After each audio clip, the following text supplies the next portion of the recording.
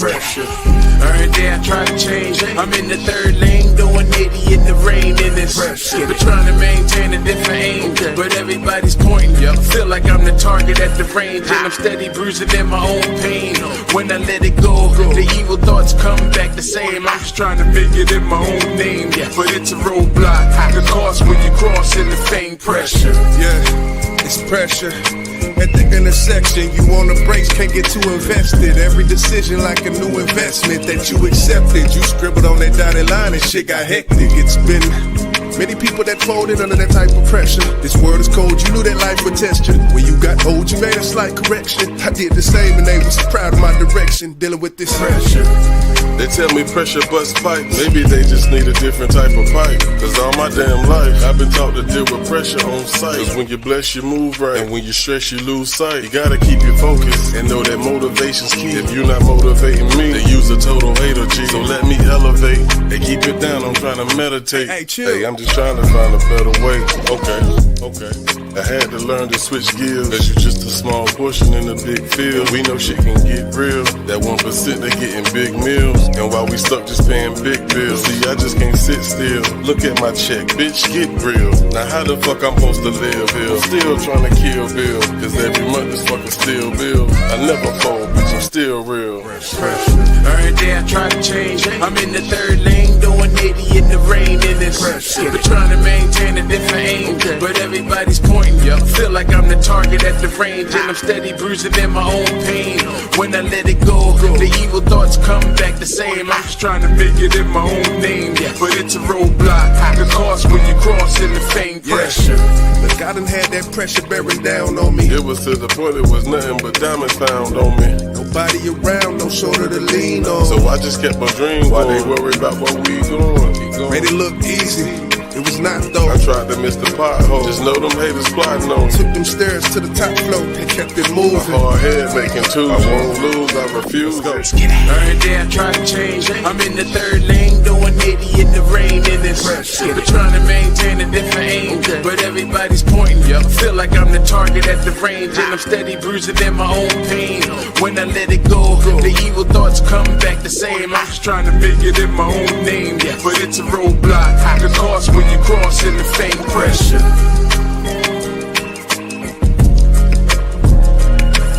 Ride out.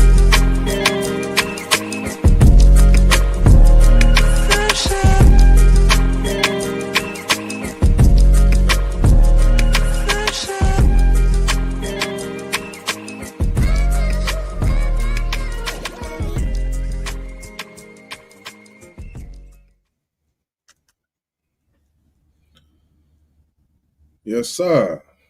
Back again. What's happening, my brother? We here back again. Back at it. One time. Number 43, D-Love in a bit. What's good? What up, D-Love? As my brother say, man, this is episode 43. Big Business Podcast, pimpin'. If it ain't big business, we ain't talking about it. You dig? We got a show for y'all tonight, man. We got some things we got to discuss. We're going to be all over the place, but hey, just hold on to your wigs, lace fronts, all that shit. Oh, yeah. Man. And today, news and what's happening. You dig? This good Tuesday. Good Tuesday. It's almost time for Thanksgiving and, a bunch of festivities I guess people will be indulging in. Good food. Yes. I'm glad you brought that up, my brother, because, we like to talk a little bit before we crank this show up. And sometimes I have some shit to talk about. Like, you're in the holiday season. You should be, feeling a little festive a little bit. You shouldn't be walking around here with your ass on your motherfucking shoulders. You feel what I'm saying? You shouldn't be coming into anybody's place of employment. Facts. Like making people wonder, like, what's wrong with you? Well, we didn't do nothing to you. We didn't sleep with you. If you got off or got out of bed on the wrong side of the bed, carry your ass back home and try the other side. Then come back.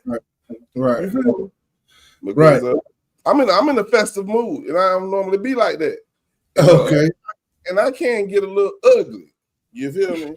I can get a little bubble sparks on your ass. You feel me? All right. Get it off my chest. Yeah, I mean, that's a good word right there. That's a good word right there. Like D Love said, love to those holidays. Holidays, they can be difficult. They can be difficult. It's expectations, and the worst one for me is Christmas. I just hate to say it. Thanksgiving is more a little my speed as opposed to Thanksgiving. But yeah, when he come to these people, this dude in my job, we almost sent him home. Almost sent him home one day because, like, look, man, if all you gonna do is complain, you could just go home. We'll give you 4 hours right now of vacation. If that's all you gonna do is complain, because we got shit to do and we don't want to hear that shit. And sometimes your meter for patience be lower than other times, and that was one of them days, man. We like, hey, yeah, okay, Real shit, bro. Like, man, don't be the reason that somebody else get pissed off. Right. Be that person, man, because you don't know. Like you said, somebody might be on the edge. Yeah. And they just might backhand your ass. Yeah. But shit, we gonna go ahead, crank this thing up. BBP episode 43 in his thing. So yeah, hold on till you got there with it. We finna turn up, man. Let's go.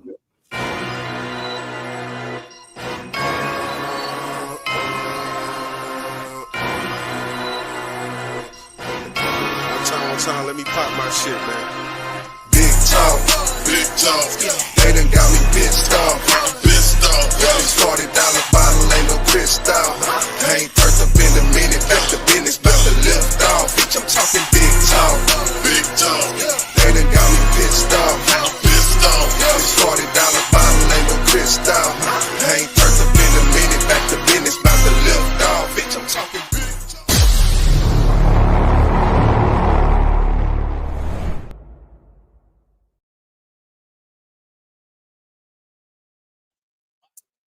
Yeah. So definitely want to welcome everybody into another episode of Big Business Podcast, episode 43. I am one of your hosts with the most, Boss Man Busy. That's my brother right there. Oh yeah. So yeah, we're gonna go ahead and crank things up. Let me see who we got in the building before we start. D Love, appreciate you, D Love, for being here. We got another love for you. But yeah, let's go ahead and take off, man. We're gonna be talking about black men today. Yeah. We're gonna talk about us. Yeah. Couple of us, should I say. Yeah. Because we gotta hold ourselves accountable for the things we do. Yeah, our people. It's always that news story that come through, and you just hope it ain't a black man or a black woman that's doing this dumbass shit. I don't care, call it pro-black or calling it, whatever you want to call it. You want to put the label of pro-black on me, please do, because I'm pro-me, so I'm pro-black. At the end, even if it get a bad rap, I know that pro-black, that term gets a bad rap. I don't care. I'm pro-me, so I'm pro-black. That's just how I feel. Yeah, and a lot of people don't like for you to tell the truth about us. Yeah. If the truth is not something that we should hear, use Uncle Tom, nigga. Nope. Yeah. Really. Instantly Uncle Tom, because So we're gonna open up what with NBA? Yeah. Let's do this NBA. You didn't send me a link. Oh, damn. It's all right. Go ahead. I'll preference it. So NBA young boy, is in prison right now. And NBA young boy he has issues along with another guy we're gonna talk about later. And it trips me out on why he is in jail. One of the reasons, anyway. You doing fraud, bro. You probably more money than any, maybe besides Drake, anybody in your damn generation when it comes to actual music itself. Right. What the fuck is you doing, man? Like, you really Prescription. have to be thirsty for some fucking drugs, bro. If you Something about this young NBA young boy cat. And do we have the thing? Because I got. Do we have the a little story or something? oh, you didn't have oh shit. I'll go get one. I was purpose. I thought you were looking for one. My fault. Yeah, my bad. I mean, I could find one. But it ain't gonna hard shit. But something about it tells me when it comes to this young boy, something about it tells me that is something else going on with this shit. Like I feel like there's something else going on. It's not. I feel like it's not all what meets the eye on the surface, and there was something else going on, and this is just the charge that fits. Something about it tells me that, but on the other hand, something about it tells me that this is just what he's just been doing, what he's been doing, and he finally got caught up. Because prescription fraud is one of them things where you got to have a doctor for one. There got to be a doctor that you paying a doctor off at the lab, at the prescription place. You struck up a deal somewhere, and my thing, because the only reason I say that it's like something else is because I feel like someone else should be charged as well. Like I can't just be prescription fraud on my own. I feel like to an extent, but maybe I'm wrong. Maybe I'm wrong. What's good, Flash Mob in the building? What's good? Well, of course, he wasn't the only one. I'm sure of that. But I think his name was on the. They used, man. Hold on, let me get this shit, man. I couldn't find a whole short. I got him in court though. I got his ass in goddamn court. But didn't they find his name on the prescription or some shit like that? If I remember, it was something like that. Yeah. Look a little bit of. Shout out to Law and Crime, man. Big channel, man. Do their thing with these cases. We'll just watch a little bit of this, man. And we'll chop it up a little bit more. If you want me to stop it at any time, you know how we rock. Yeah. Remotely as well. Thank you, Your Honor. All right, thank you, gentlemen. Mr. Williams, I understand that perhaps there's going to be a change of plea today. Is that correct? That is, Your Honor. All right. Would you go ahead and please state for the record what the plea agreement is that has been reached with the state? Yes, Your Honor. It is anticipated that my client will be entering guilty pleas to counts 2 through 7, count 13, count 16. What up, Flash Mob? Count 19, and count 22. And there are other parameters to this agreement. Would you like me to put those on the record now? Yes, please. Your Honor, it's anticipated that he will enter those pleas as charged. In other words, identity fraud as a third-degree felony with 2 counts, forgery as a third-degree felony, 2 counts, 6 counts of pharmacy fraud, which would be those count 4. And that's a Class A misdemeanor. And those are all Class A misdemeanors. There are 6 of those. And all of those the counts I just recited the ends are all pharmacy fraud cases. We are asking the court to waive time for sentencing. I have some specific requests as it relates to sentencing about the language, but the agreement is that my client will pay a $25,000 fine to the court. And Your Honor, I have a cashier's check in hand. I'm holding it now that I would like to publish to the court at the end of this. Upon payment of that, the state has agreed to a 402 reduction for each of those 4 felony counts. They would all be reduced to Class A misdemeanors, and the case would close at that point in time. With credit for time served? No credit for time served, and that has to do with his pending federal sentencing and an anticipated sentence within the Bureau of Prisons. So what we're asking is for the court to give no credit for any time served and to simply close the case. Okay.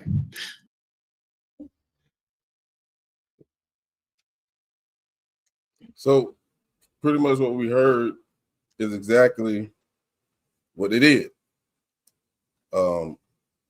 They tied this case, which it actually has ties to the original reason he got locked up in the first place. So they felt like, okay, he still got to serve this 27-month sentence.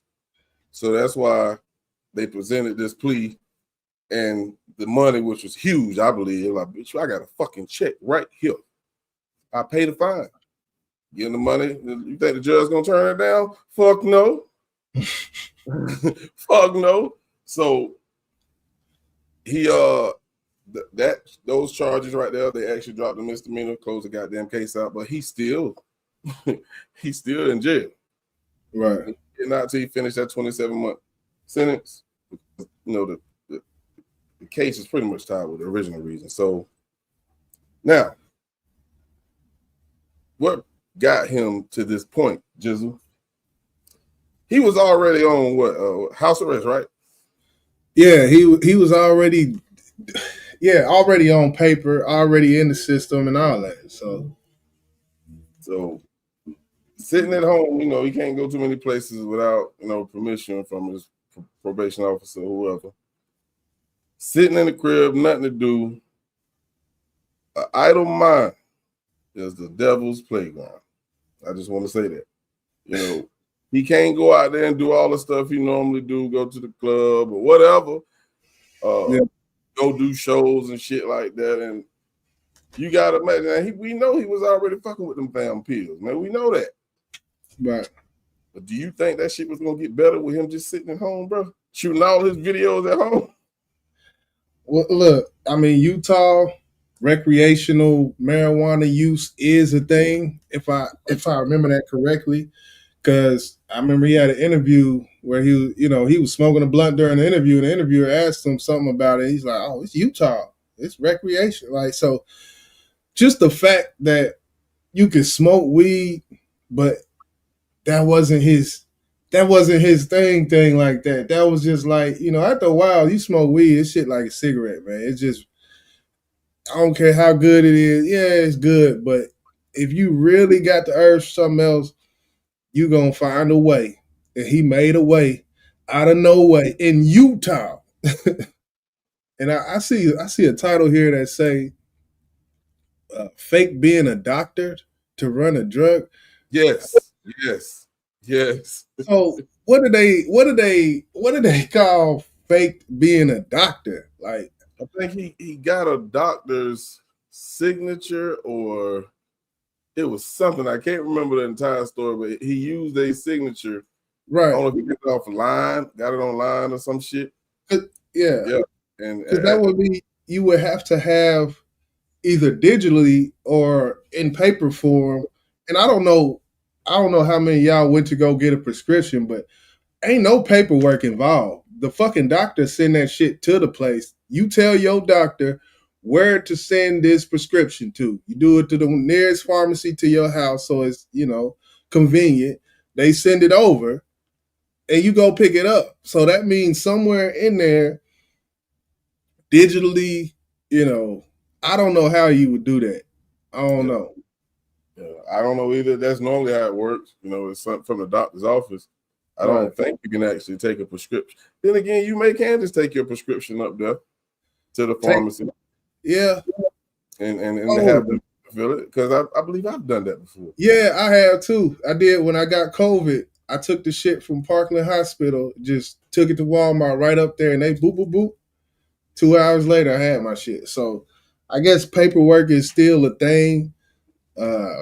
And to combat shit like this, I feel like they should go paperless. to tell you the truth, because you wouldn't be able to, D-Love said he allegedly forged a signature. I do think I remember something like, some signatures or something, but you got to be dealing with paperwork. It's like, why would they, with the technology we got, why would you even have paperwork involved with this shit anymore? Like, I don't know. Yeah, I mean, the world, there's a lot of smart ass crooks. There's a lot of smart people who could make millions of dollars doing things the legal way. But for some reason, they choose to go that way. But in this case, this is not about money. This is about his habit. And right now, he got to goddamn go cold turkey. And that's about it, getting him in there to him. You know what I'm saying? That ain't impossible, but it's done every day.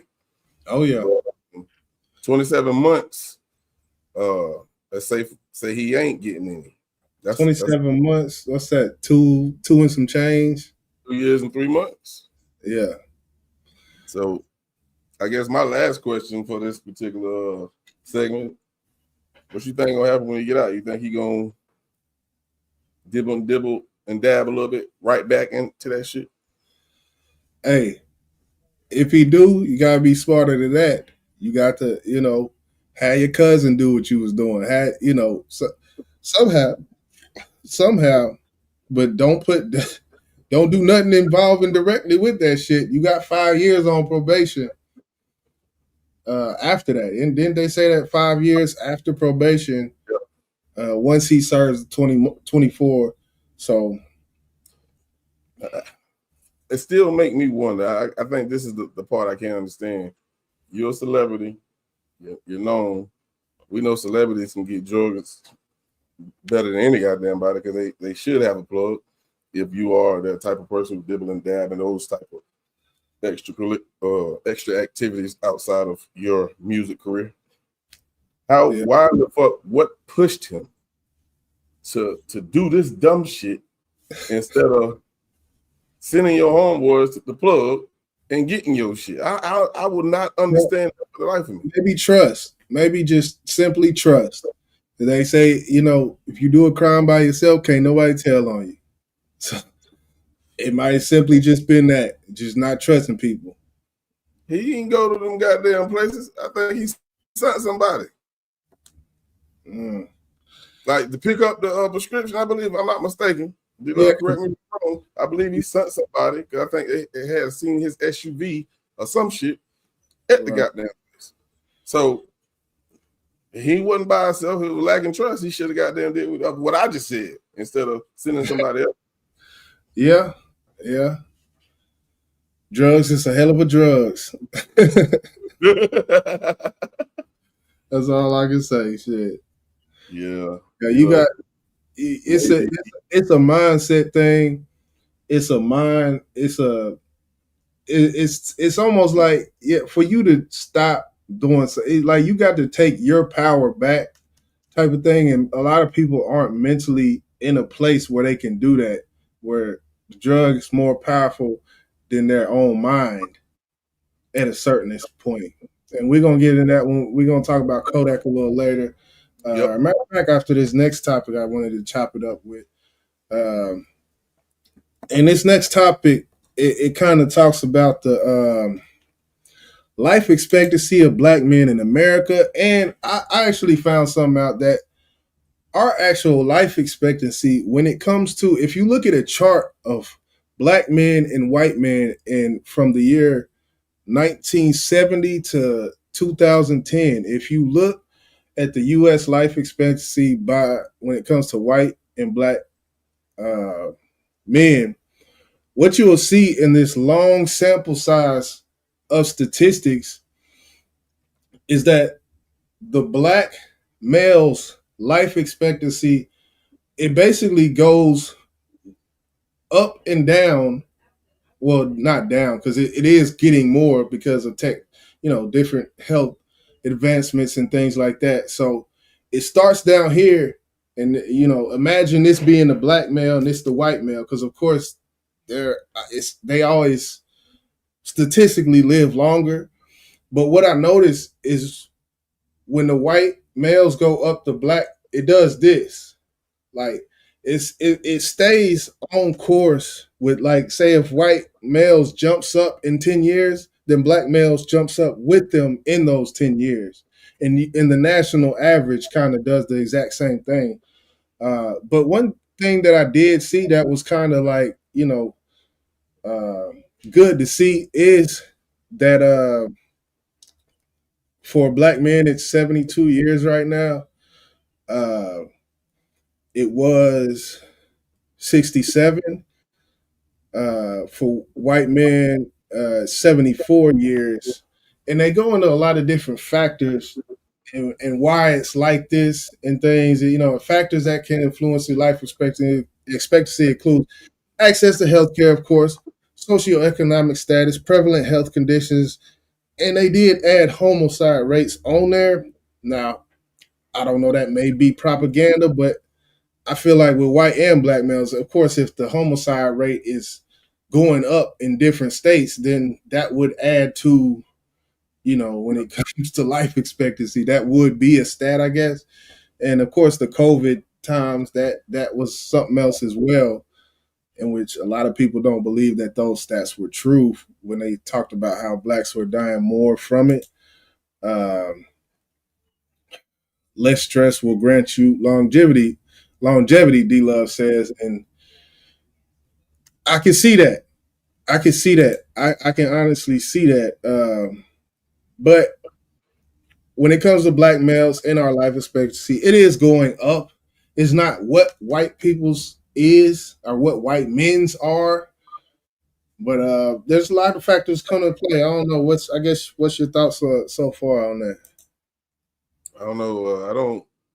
I'm glad it's going up. First and foremost, let me say that. I don't know what caused it to go up, especially when we just went through I don't know. So I ain't gonna say that because I don't, YouTube be serious about that COVID shit. Oh, yeah. With that, you would think like that took away. Because we know the homicide rate has not decreased. At least I don't think it has. I think it's got crazy with this new generation.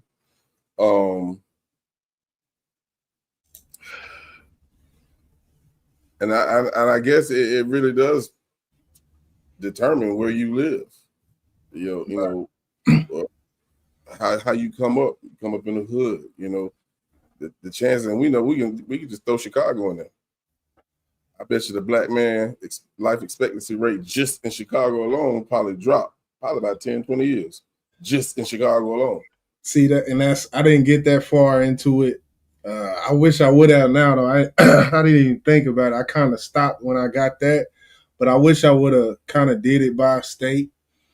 One thing I did think that was interesting is which black women basically are only like 2 to 3 years under the national average of life expectancy. Like, black women are doing well. If you look at the stats, like, black women, they're on a different curve than black men when it comes to life expectancy. When it comes to the stats, I wonder if it has anything to do with, the percentage of women compared to men in the world. Because we know it's a lot more women in this world than men. I don't understand why is that, but it is. Yeah, that's a discussion that I've went back and forth about that as to why it's more women than men. And whenever I come to this conclusion, every time I kind of get in this discussion, where I think the reason why it's like that is because what we are. We're men. Why is my shit done? I'm looking at that shit like, where are you going? Where the fuck is you going? I'm like, my camera running for me like a motherfucker. They don't want to hear this shit. Okay. I'm like, I'm trying to lift up and shit. But no, I think it's because the definition, what men do day in and day out, construction, welding, just all the sports and the bang up sports we play, we exert our bodies more throughout daily life, throughout our work, throughout everything we go through and the pressure of society that comes with being a man, I think all of that is the reason why Black males life expectancy is less than Black women. I think you hit it on the head. I can't argue with nothing you just said. You know, it's what we do. We do a lot more, physical things, more dangerous things than women. You know what I'm saying? One thing you can't say we do, besides certain people, is skydive, jumping off of cliffs. Shit. That's him. That's him. Right. Because you just have that thrill. And I was just talking to a girl at my job who said she went to Destin and she was like, "Yeah, man, I was high in the mother, I was smoking, and we got on this goddamn water thing where you go up in the air." I said, "You went on that same shit my homeboy went on." See, my homegirls were scared of the bitch. I was high in the kite, like, "Yeah, dip us again, nigga." Yeah. Because that's what they do. You be up about 100 yards, 150 yards, then they drop you down, poof, dip you in, drop you back up. Man, that shit was fun, though. I liked it. Yeah, I wouldn't do it. I might. Go ahead. I might do it because it's over water. I can swim. You know what I'm saying? Okay. Something we fucking fall. I can swim, goddamn it. I'm get up out of that motherfucker. Right. Yeah. But yeah, I mean, I when I looked it up, I was thinking I was gonna see when I looked this whole stat up because I just had the thought in my mind and wanted to look at the numbers and things just because that's how I like to do shit like that. And when I actually looked into it, it wasn't as bad as I thought it was gonna be. Now, when it come to the Chicago's and the New Orleans, Louisiana's, and going into these certain places and Detroit and things, I'm pretty sure the numbers may be a little different, but I didn't do that, so I can't really speak on that. But when I looked on nationally statistics, I wasn't like, oh, that's fucked up. I was like, okay. I mean, it is what it is. I'm glad to see Black women, living long lives like that. Yeah, most definitely. I want to live as long as God will allow me. But one thing in that song he actually did with NBA Youngboy, he said, one thing you can't guarantee is to leave here. If not, you're going to live long enough to watch everybody else die. I don't want to do that. I don't want to do that. You'll be alone, nigga.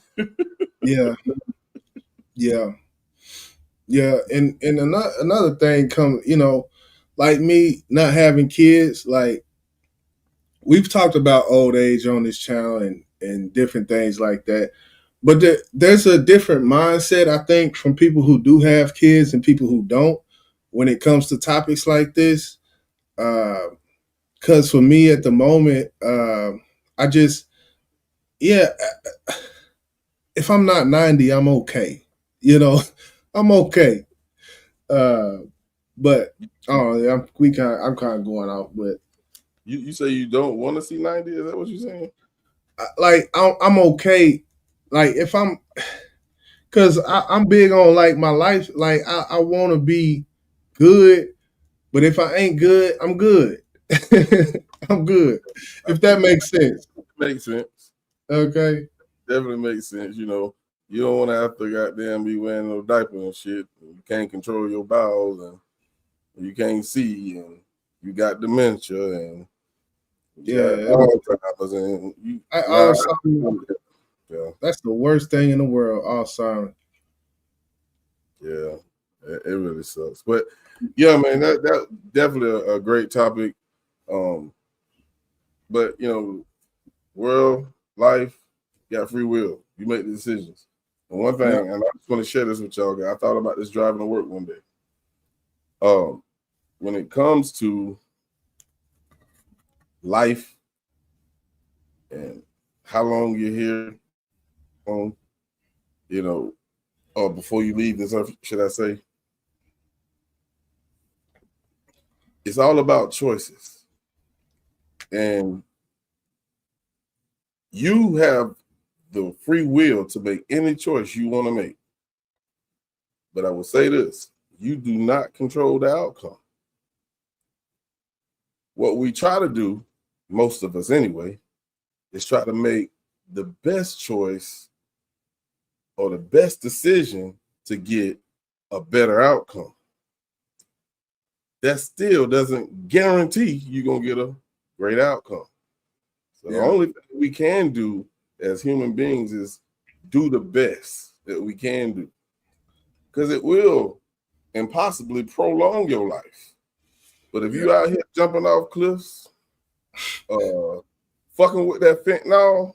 Well, hell, shit, I'm smoking a cigarette. I just jumped off the cliff. I just inhaled the cliff, goddamn it.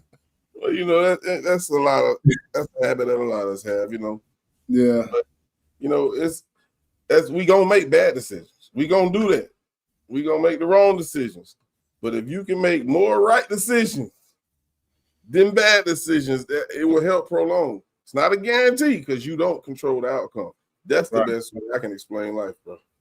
Yeah. Yeah. That's true. D-Love said, I don't want to either see any more go before me.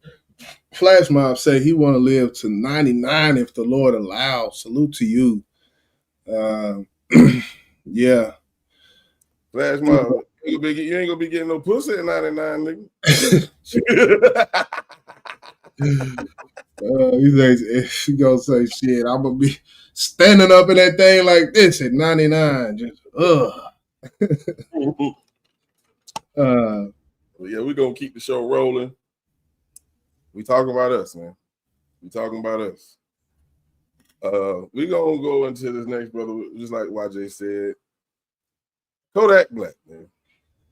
And if you watch what's it, $1 Million Game? I don't know if that was the show or they call it the pull up or whatever it was. Okay, yeah. Wallow and Gilly. Yeah. When I seen that it was about to happen, I knew what it was gonna be about because prior to that, we seen him on Casanat live that he be man. Oh man. He was in that thing. That boy was geeking, boy. He was tweaking the fuck out, man. He was zooted, bro. He took the perk like this, said, caught that motherfucker and fell down on the Hey, God Casanat was like, he didn't know what to do. Well, did this nigga just pop a perk? Oh man. I really respect and appreciate, you know, Gilly and Wallow for what they did or what they attempted to do. Because we know the life that Kodak has been living since he popped up on the scene. Buddy is out there, and you can hear it in his music. I know a lot of people done try to get me to like his music. I just can't. I can't. It's like he slurs words, and I know the homie Uno like fuck with him. My homeboy Bill tried to get me to listen to him, and I actually did a body to beat to one of his songs. That song had a lot of meaning that he did. It's called "Close to the Grave." That song right there. I can't even remember how he did it, but I know how I did it. And I was talking to him in that fucking song, man. I think it was around the time that Nipsey died. You know, he all on the goddamn internet talking about how he want to get at Lauren London and shit. And that man just died the day before. I remember that. I do remember that. I remember the Game and T.I. snapped, bro. They snapped. But then you had other people saying, oh, that nigga just saying what you niggas would say. Not at this time. Not after this man just fucking died. Yeah, we all would fucking love to be with Lauren London. But not after she just lost her motherfucker. In three words, in bad taste. A lot of times it's just things are done in bad taste, I think. What's good, 80s baby in the building? What's good? Salute. Yeah, I mean, Go ahead, bro. but yeah, far as his music, I'll just say this. I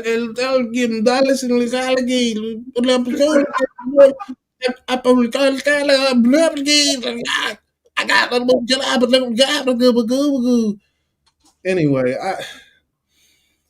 but nah, when it come down to it, Wallow and Gilly, what they did, I feel is a valiant effort. Like I do feel like their heart was in the right place, and I'm gonna just say that. But anybody who has dealt with addiction and dealt with people who are dealing with addiction,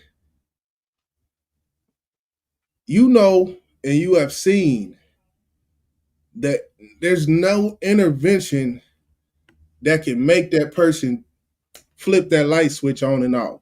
Mhm. That person, the will inside that person's heart is the one thing that's going to flip that light switch on and off. So when it comes to certain harder drugs, of course, you get into rehab, it's going to help. It's going to help. It's going to help.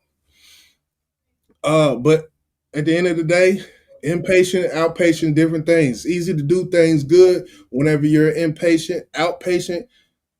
The world is at your disposal as Kodak Black. So when it comes down to it, what they were trying to do, I respect what they were trying to do, but ultimately it always is that one person who has the decision, and who the wheels are gonna have to turn. If the wheels do not turn, you can sit there and nod, and you see how he was sitting. He was like, "Yeah." And he had that little shit hanging down from his head. He was like, He was geek.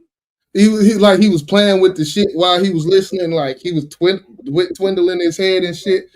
Like at a certain point, and I say that not to be funny, but I say that to say the mannerisms that you display, they're because your brain, at a certain point, your brain has had enough.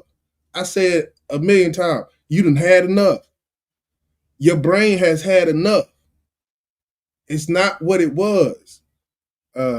So he's one of these cases where it's just a sad case to me. But like I said, ultimately it's up to him. Yeah, it is. And one thing I do respect Wallow and Gilly, because they didn't become the world and just laugh at them. They tried to help, because some people will say, well, ain't nobody even trying to reach out and help. They did. And they're not even from the city. Because I actually said that in that song. I was like, TWD, where you at, my nigga? You know what I'm saying? You down there yet, man. You're an OG. But the fact that somebody, because a lot of people say, well, the OGs ain't doing nothing to help. And my response always is, they don't fucking listen. We try to reach out. We try to help. I know I've tried to help several people. Young right. If that heart to heart didn't help, it's like you said, either he doesn't have the will to quit, he don't give a fuck what you saying. Matter of fact, let me play this real quick, because I believe this actually happened shortly after they did that pull up. Make sure I click on the right one. There you go right here. Say I love when Kodak sober. Bitch, I ain't sober. Fuck, I look sober. Tiger's going for two. I know it's sober, bitch. For what? For what? Look at all this money. Look at all this cash. Fuck sober for what? Too young to die sober. Young to die sober. Oh, Bobby. Yeah, what's up, fam?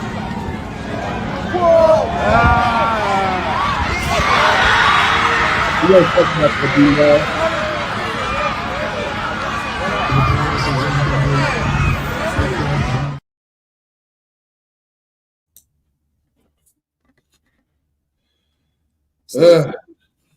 just listening to that, man, when I was scrolling through Instagram, I was like, yeah, we got to play this because, and what you told me as far as how the live ended with him and Wallow, it makes fucking sense. He just walked off.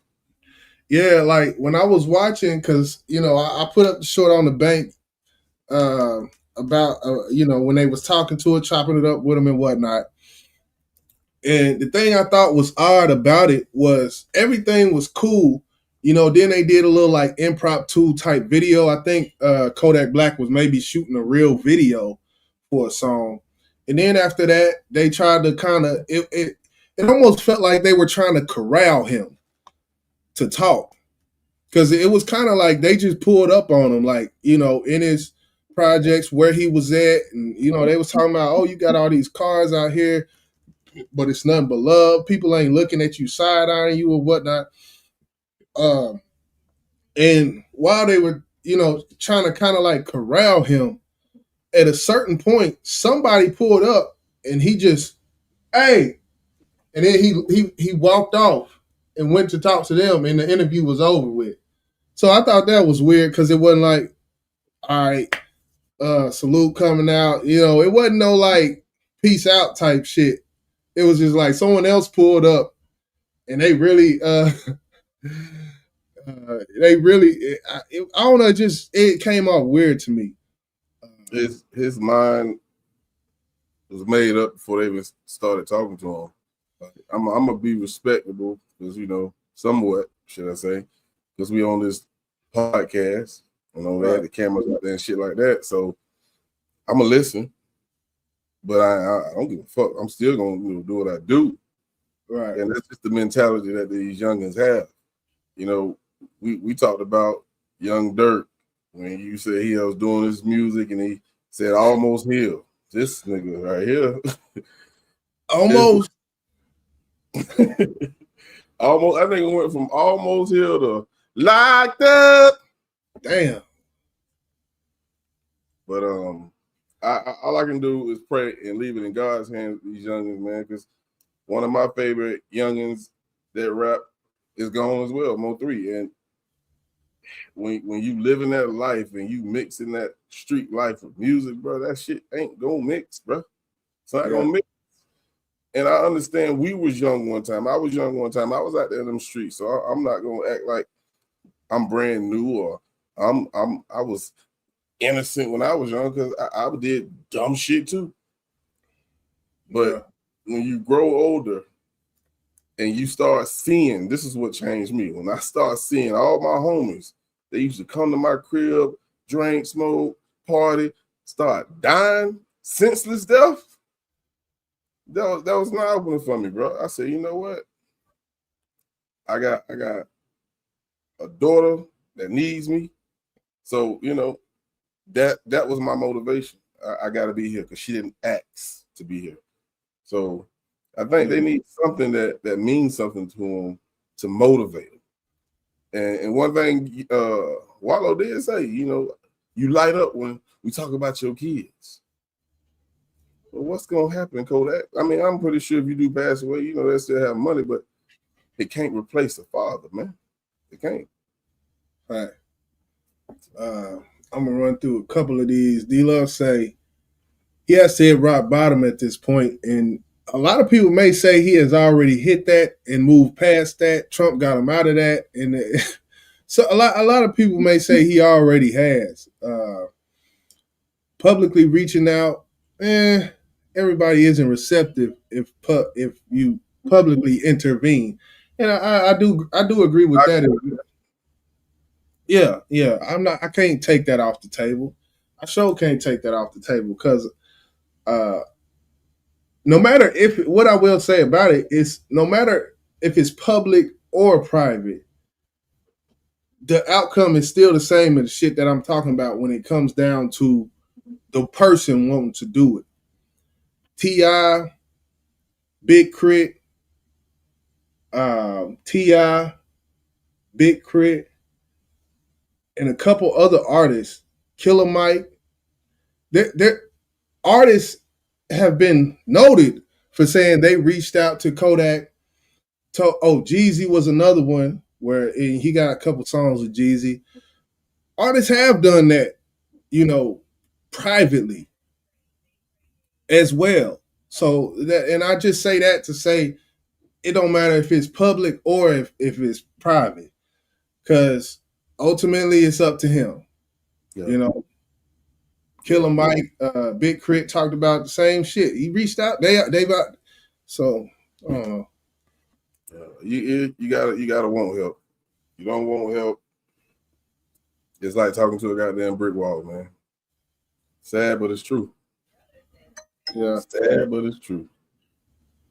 So we're gonna keep the show rolling, man. And we still talking about black men. In tonight's segment of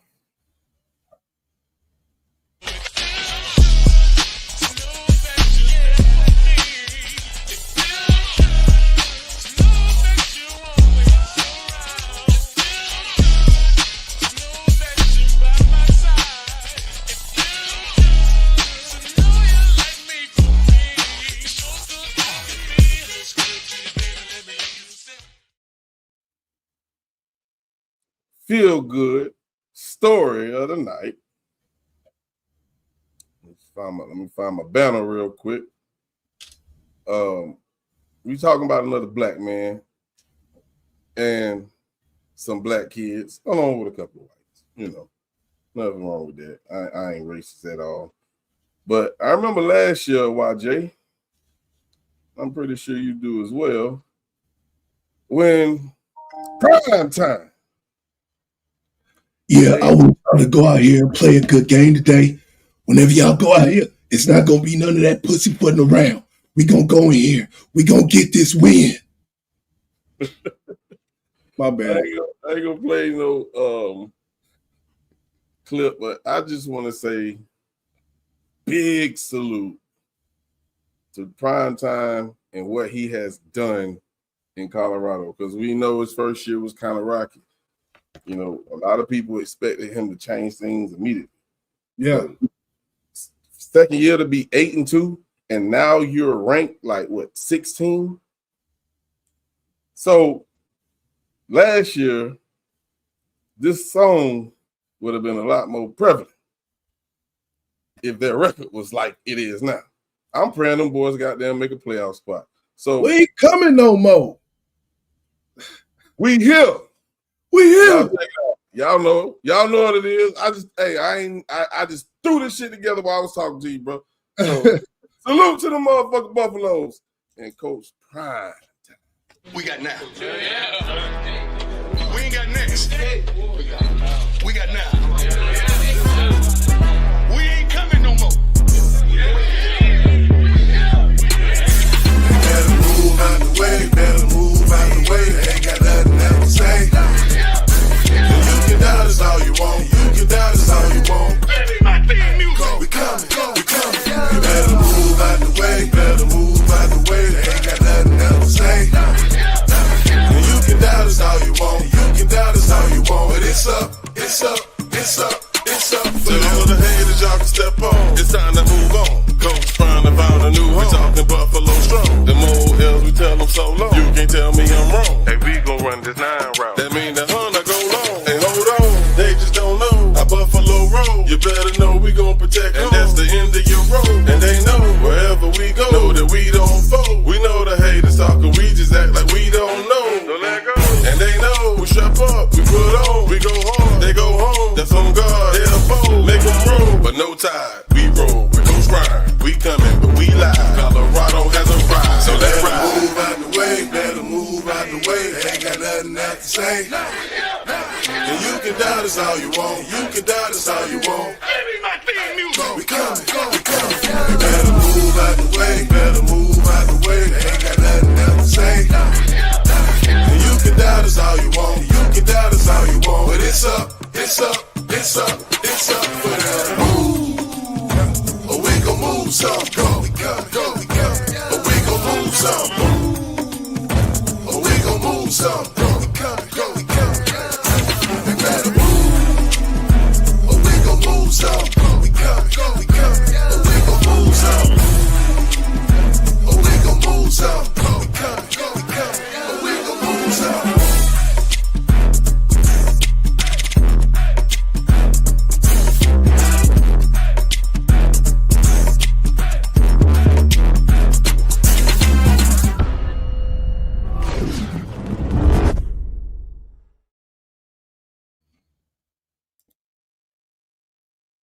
Yes, sir. Yes, sir. Yes, sir, man. Salute to Prime Time, man, and Colorado, man.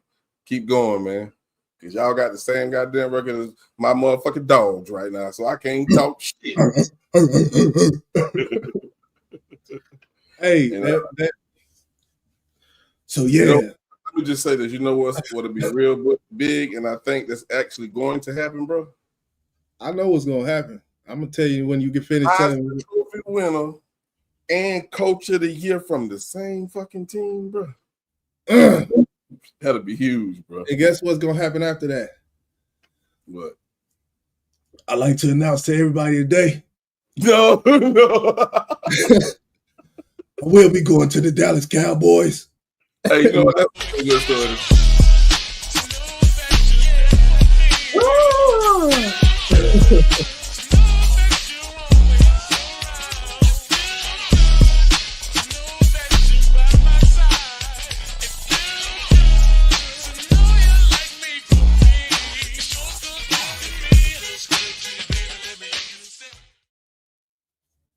Yeah, it was a feel-good story till he started talking that goddamn nonsense.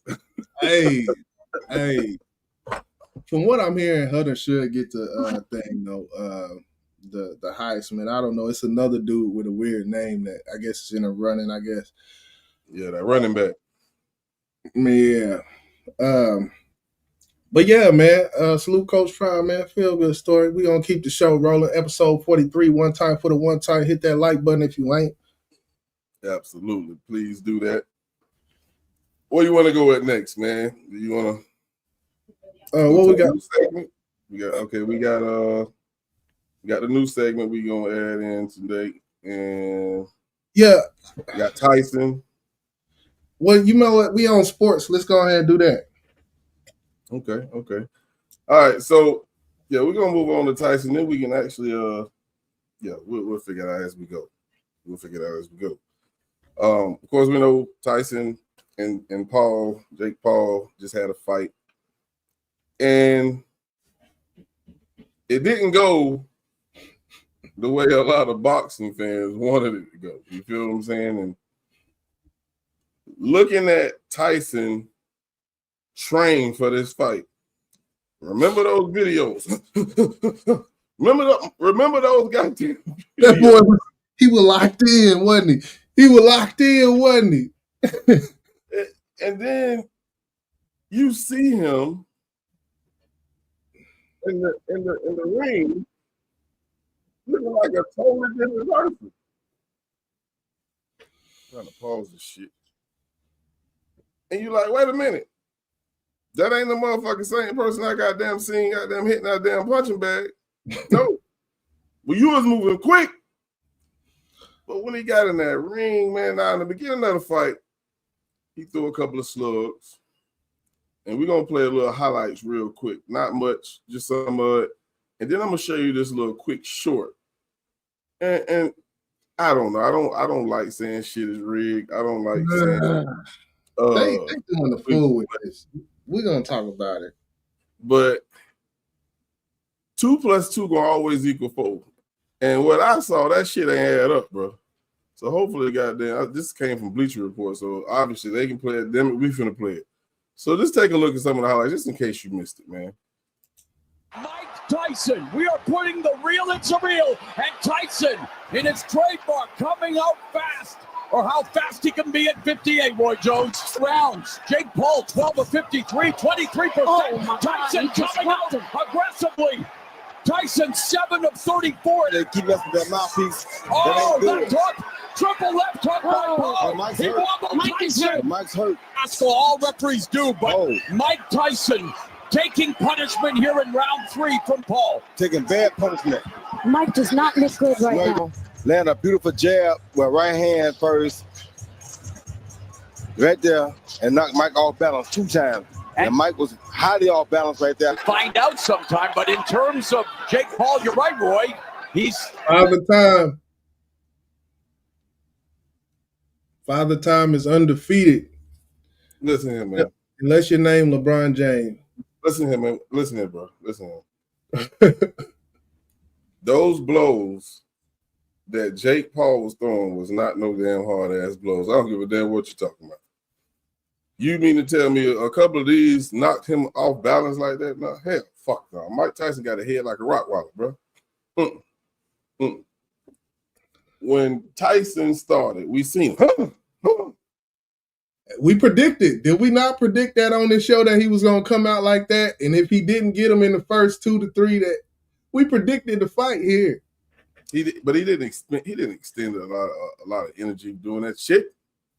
Father time go hard in the first 3 rounds, just trying to knock a motherfucking head loose. Let's watch this real quick. Father time. Yo. This fight was most definitely rigged. Here's some evidence you might have missed. Tyson was doing fantastic at the beginning, landing some big shots and knocking Jake around the ring. But that changed when Paul clenched with Tyson. It's alleged he whispered into Tyson's ear to cool it, and the message was confirmed received by Tyson with the affirming tap on the back. After that moment, Tyson became a stick in the mud, standing directly in front of Paul with no more aggressiveness to him. Like here, for instance, Tyson can see the right hand plain as day and makes no attempt to slip it. My next reason is Tyson was definitely pulling his punches. Tyson looked as if he was struggling to hold back and not throw punches. Here's a perfect example. Tyson deflects the shot off his shoulder, comes up in perfect position to land a counter right hand, but does nothing. Very uncharacteristic. And my final reason is Tyson biting his glove. The reason he was doing this was to remind himself not to throw punches and let Jake control the... I got an oral fixation. That's why I bit his ear, because I have an oral fixation. Look, regardless, he got a bag. He got 20 racks. Yeah. Jake 20,000. Hold on, that's all he got was 20,000. 20 M. Excuse me. Oh, okay. I was like, oh, what the fuck on? But them blows, to me, I didn't see where they really hurt Tyson. He just looked too old. He looked old, like really fucking old. But that ain't how he looked in those training videos, bro. So, that's why I believe everybody felt like he was gonna win this fucking fight. Because the training video. Listen, man, he did not move nothing like that in that fight. So, what did hit? Because boxing, we talk about boxing. The most important thing, I'm no boxing aficionado, but I do know the one thing they talk about is footwork consistently throughout the fight. First 3 rounds, if you cut it off at the first 3 rounds, when you look at his footwork, what does it say? His footwork never changed to me. It got worse with all that staggering, which I just don't see it. Just he fall through a couple of good blows and hit him. He actually hit him a lot. And Tyson, like, I think through the 3rd or 4th round, he only landed 5 fucking punches. Yeah. And I think he only threw like 100, maybe even less than that. Yeah, 100 something, and he landed 19. Say that again? It was 100 something he threw and landed like 109. I mean, he landed 19 punches the whole fight. 19 fucking punches. And I wonder how many he threw. I bet you probably didn't eclipse 200. Nah, it was 1 something. I remember I seen the breakdown afterwards. That's insane, bro. Like, Tyson is a killer. Even if he goes in as the brawler that he is, swinging. Tyson, he know he got a strong chin, so he really take those chances. How does he? He's almost 60. How do we know he has a strong chin? Like, he been smoking weed on his podcast for the last 2 years. What, like, I mean, and that's not to, I'm just saying, like, we talk about conditioning. We talk about conditioning. You think of people like LeBron James. He ain't been doing nothing close to what LeBron James or probably T.O. even. I mean, I don't know. It's easy to look good on a 30-second reel when you shadow boxing. I seen him when his trainer was taking his shirt off. I seen him how slow he was getting out that car. Terrell Owens don't get out the car like that, and he not training for nothing. That boy just, T.O. ain't 58 either. He ain't 58, so that even further shows, like, man, Father Time is undefeated, man. You are not that dude like that. Like, and we had discussion before, and I'm sticking with my gun. I will say this. Boxing is the easiest sport to fix. It only takes two people. There's no team. There's none of that. So I will admit that. I will give you that. I give you that. And there's a big bag. Tyson, maybe but what I will say, man, come on, man. Even though Jake Paul, we're not going to, and that's one thing I do want to say, we're not going to act like Jake Paul is sitting up here taking the people that if Jake Paul was taking he should be taken, he wouldn't be at the status he is, because he would have got beat the fuck up 4-5 times in a fucking row if he was in the mix of what the boxing world has to offer right now. He's not in the mix of what he does this. He's a bag getter. He's a bag chaser. I don't blame him for that. So let me ask this. If what we saw in the ring was actually how Tyson trained, and that's how he was moving, you think that nigga trainer was like, yeah, champ, you ready? Going in there. Fuck no.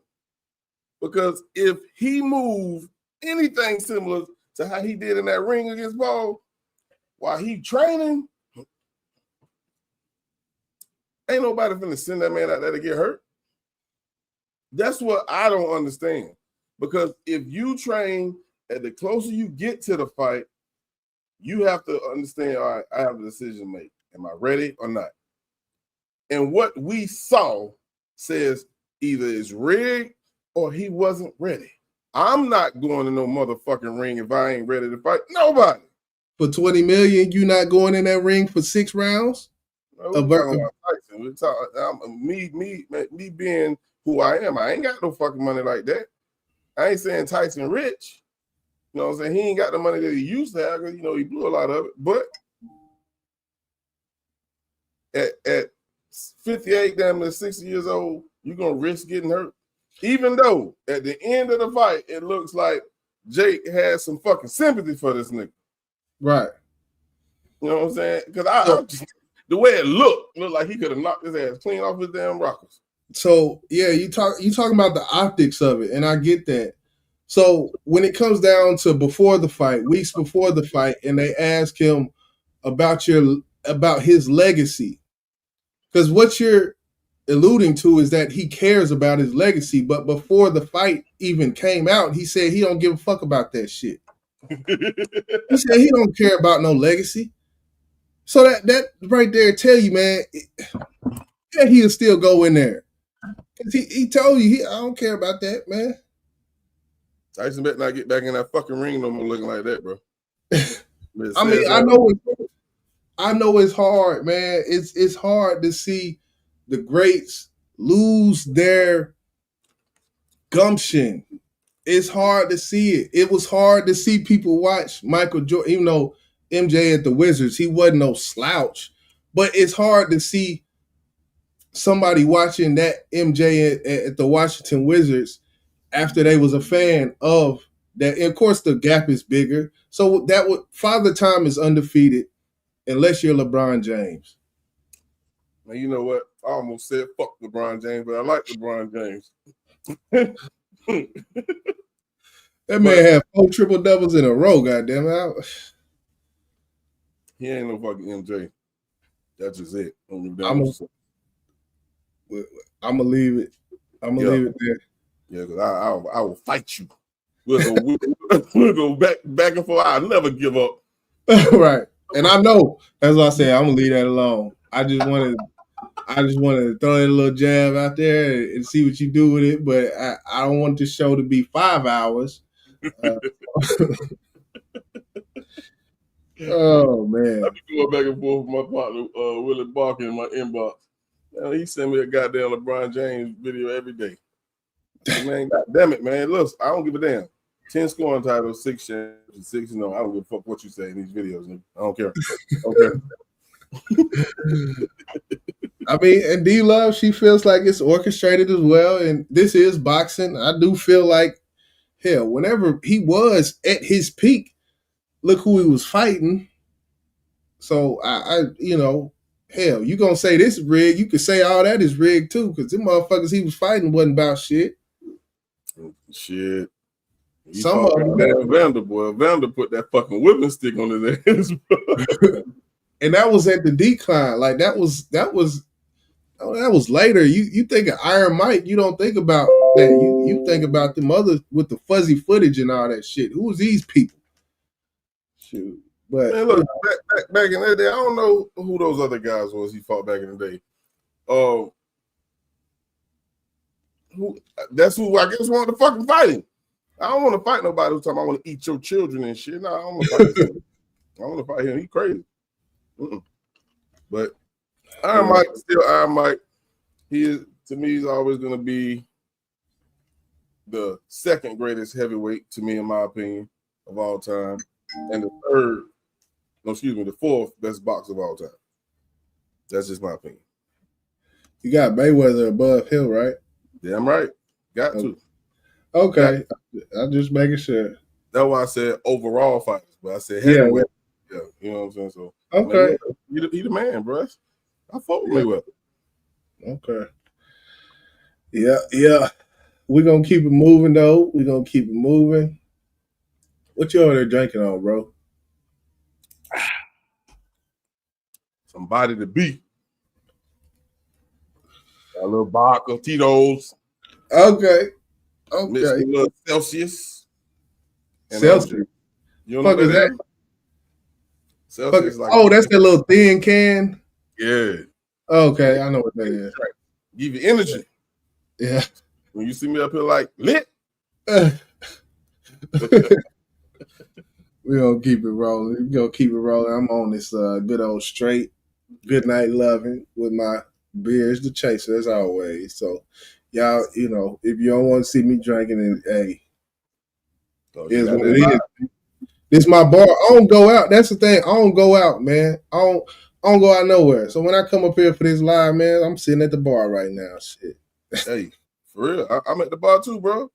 Well, if y'all think I got damn refrigerator, bro. I could be a bootlegger. Oh yeah, man, we're gonna keep the show rolling. We got a new segment we're gonna introduce to y'all. It's not gonna be one of those segments that we do. Matter of fact, yeah, let's go to this segment. No, we're gonna do that segment after this segment because we're gonna do this segment. And, you know, this is a segment that I introduced some weeks ago, maybe even months. Yeah, and then we're gonna go to the newest segment. So it's that time for my homegirl. Come holler at him, man. I know you fucking lying, bitch.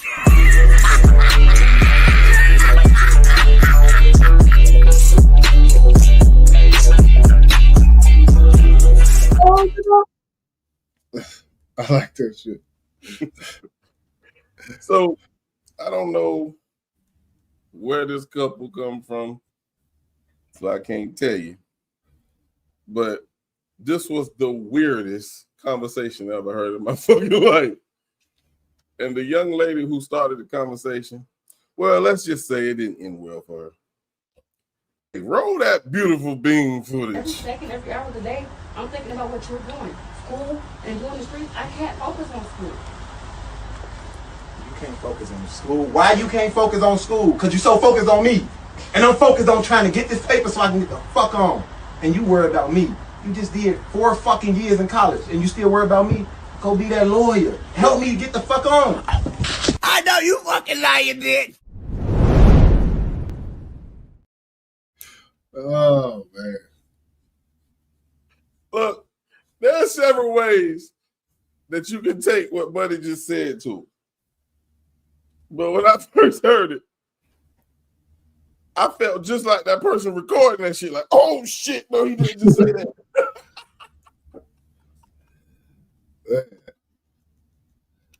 Now, what I took from what he said was he trying to get the fuck on from her, and that might not be the case.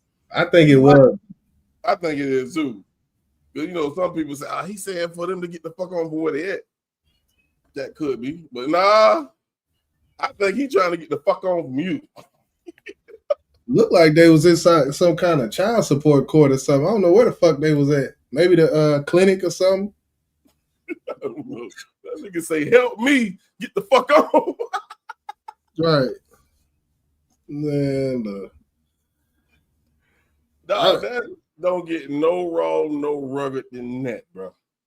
Like, after he said that to her, I wonder what her next move was, bro.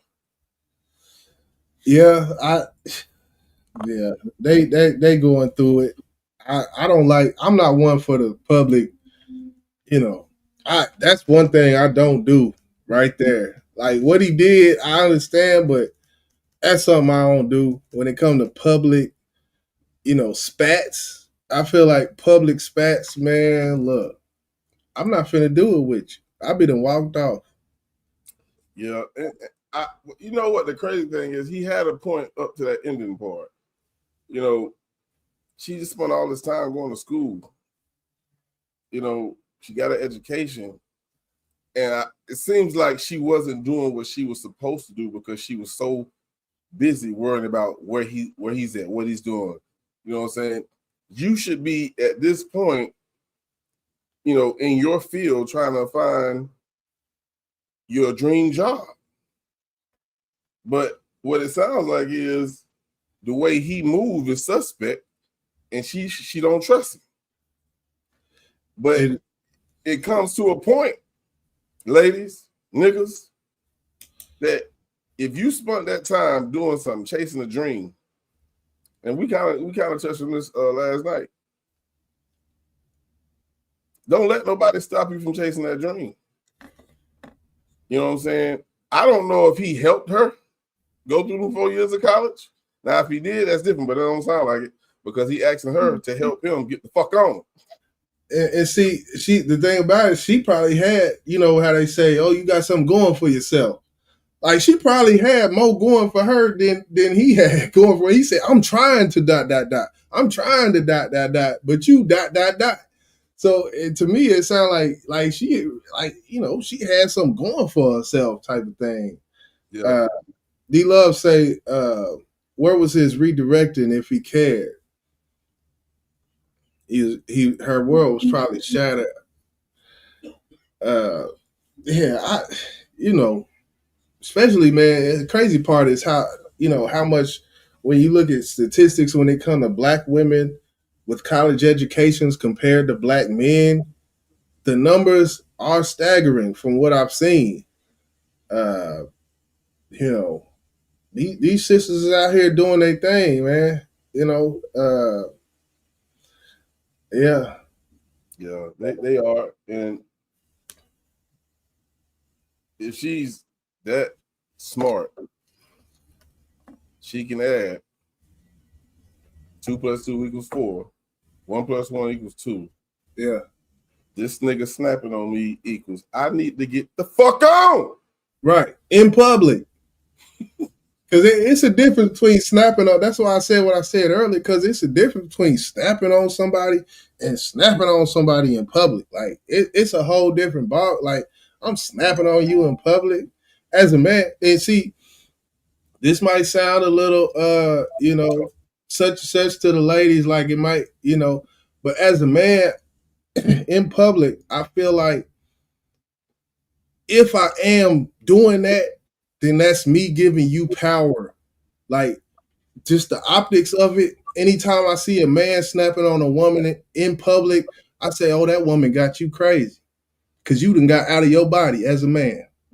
Like, I feel like as a man, there should be more discernment when it comes to accountability of emotional intelligence, to where in public, I don't care if it's public or not public, if it's in the household, if I express that emotion and I get out of my body, I feel like she's controlling me.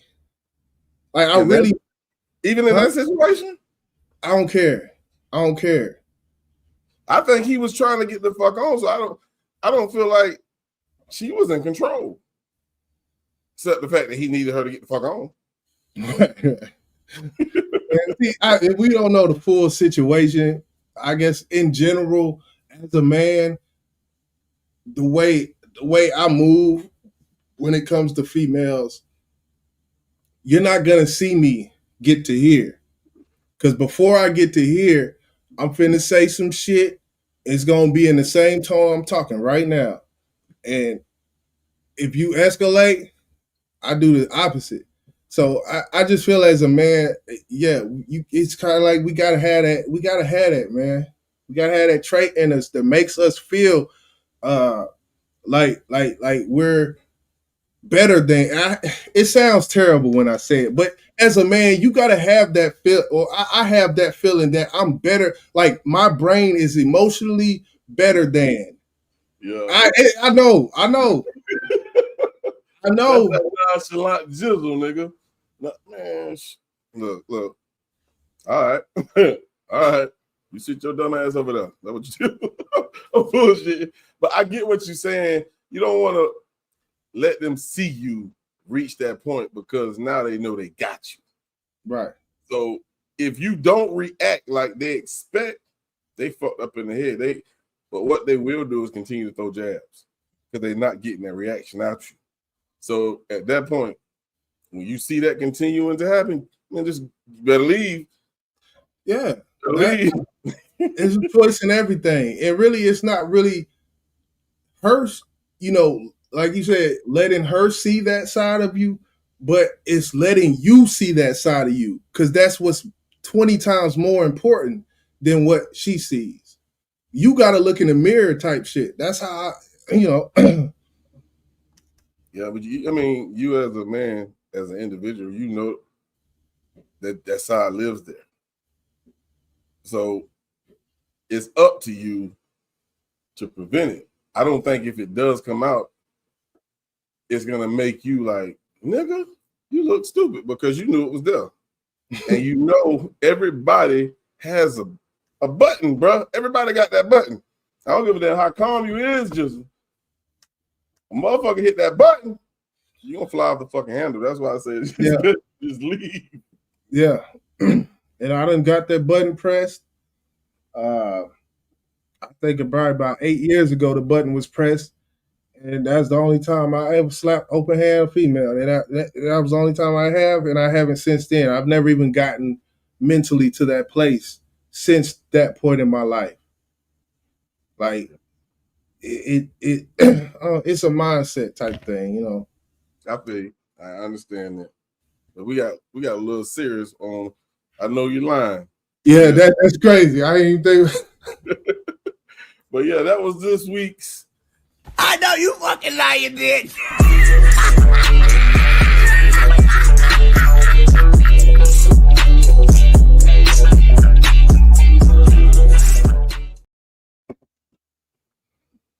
So we're gonna keep the show rolling.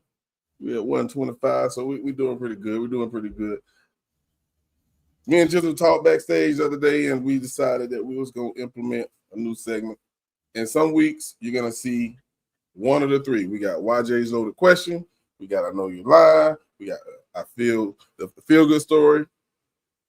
Now, this is right up Jizzle's alley. Tonight we introduce conspiracies. Man, take this journey with us.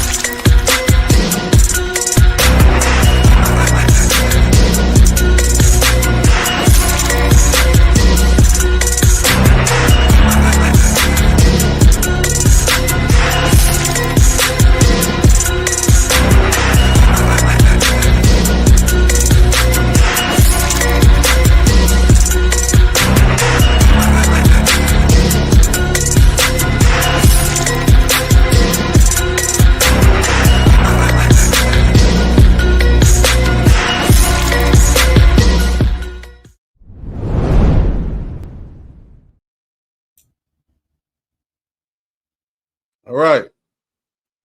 Matter of fact, let me take this down so we can talk about this real quick. If you haven't been paying attention in the news, or hell on YouTube, that shit pops up on my goddamn in my algorithm every fucking day. So I decided to fucking watch it. There's been a lot of goddamn sightings in the last few years that hasn't been told to us. UAPs, UFOs, and it seems like the system that they had in place to keep that shit from us. I don't know what happened. They got whistleblowers. They talking. One man I heard him say,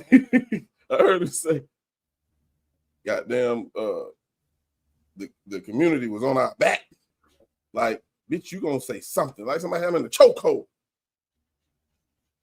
So we're gonna talk about it. I'm gonna show you a couple of videos and we're gonna talk about it. Because Jizzle brought up a point the other day when we brought this up that'll take us left, right, all around the world and make you think like, well, you got a fucking point. So, let's take a look at this first clip. And they got some sightings on this motherfucker now. Let's go. Turning to the new report now from the Pentagon about unidentified flying objects. There were hundreds of new reported sightings over the last year, and some the government still can't explain. Chief Global Affairs Correspondent Martha Raddatz joins us with the details. It's quite the talker. Martha, good morning.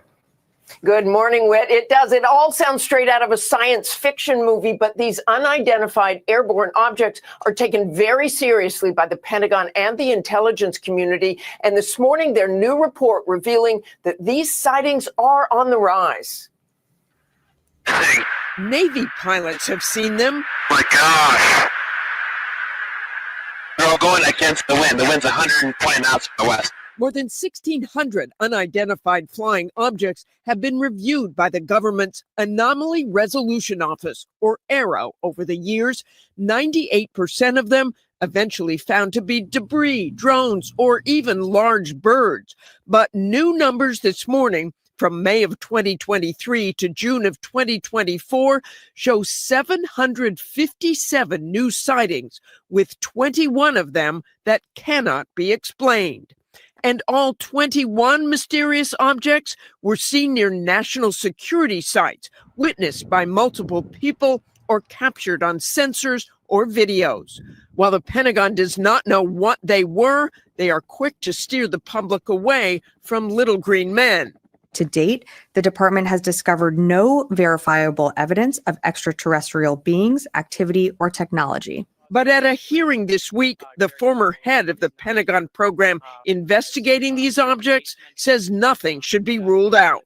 Has the government conducted secret UAP crash retrieval programs, yes or no? Yes. Were they designed to identify and reverse engineer alien craft, yes or no? Yes. Let me be clear. Advanced technologies not made by our government or any other government are monitoring sensitive military installations. While Pentagon officials do stress that they have no evidence of any of this being alien technology, they have not ruled that out and are continuing to investigate every unexplained sight. So what? Okay. We talking about conspiracies right now. This is I think we should call the segment "Conspiracy Fearing Me." No, that's a side note. But what would be a reason why the government would not want us to, what would be a reason why they would try to silence anything like this, to cover up anything like this? What do you think is would be the reason why they would try to silence anything like this? That was a thought I had in my head as I was watching it.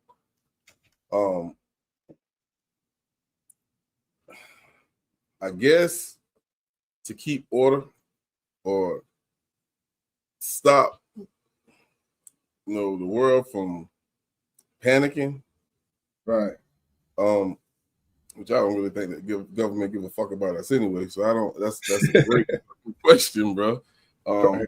And I was thinking as I listened to it, they mentioned it was where they seen them happening. That was like at security points, right? For the government. And the first thing I thought about was spies. You know, maybe, just maybe, it's another country that's in charge of whatever the fuck that was flying. And maybe they got cameras on it. I don't know. You heard them say they found out some of them drones, some of them was big ass birds. But then they had some of them they could not explain. So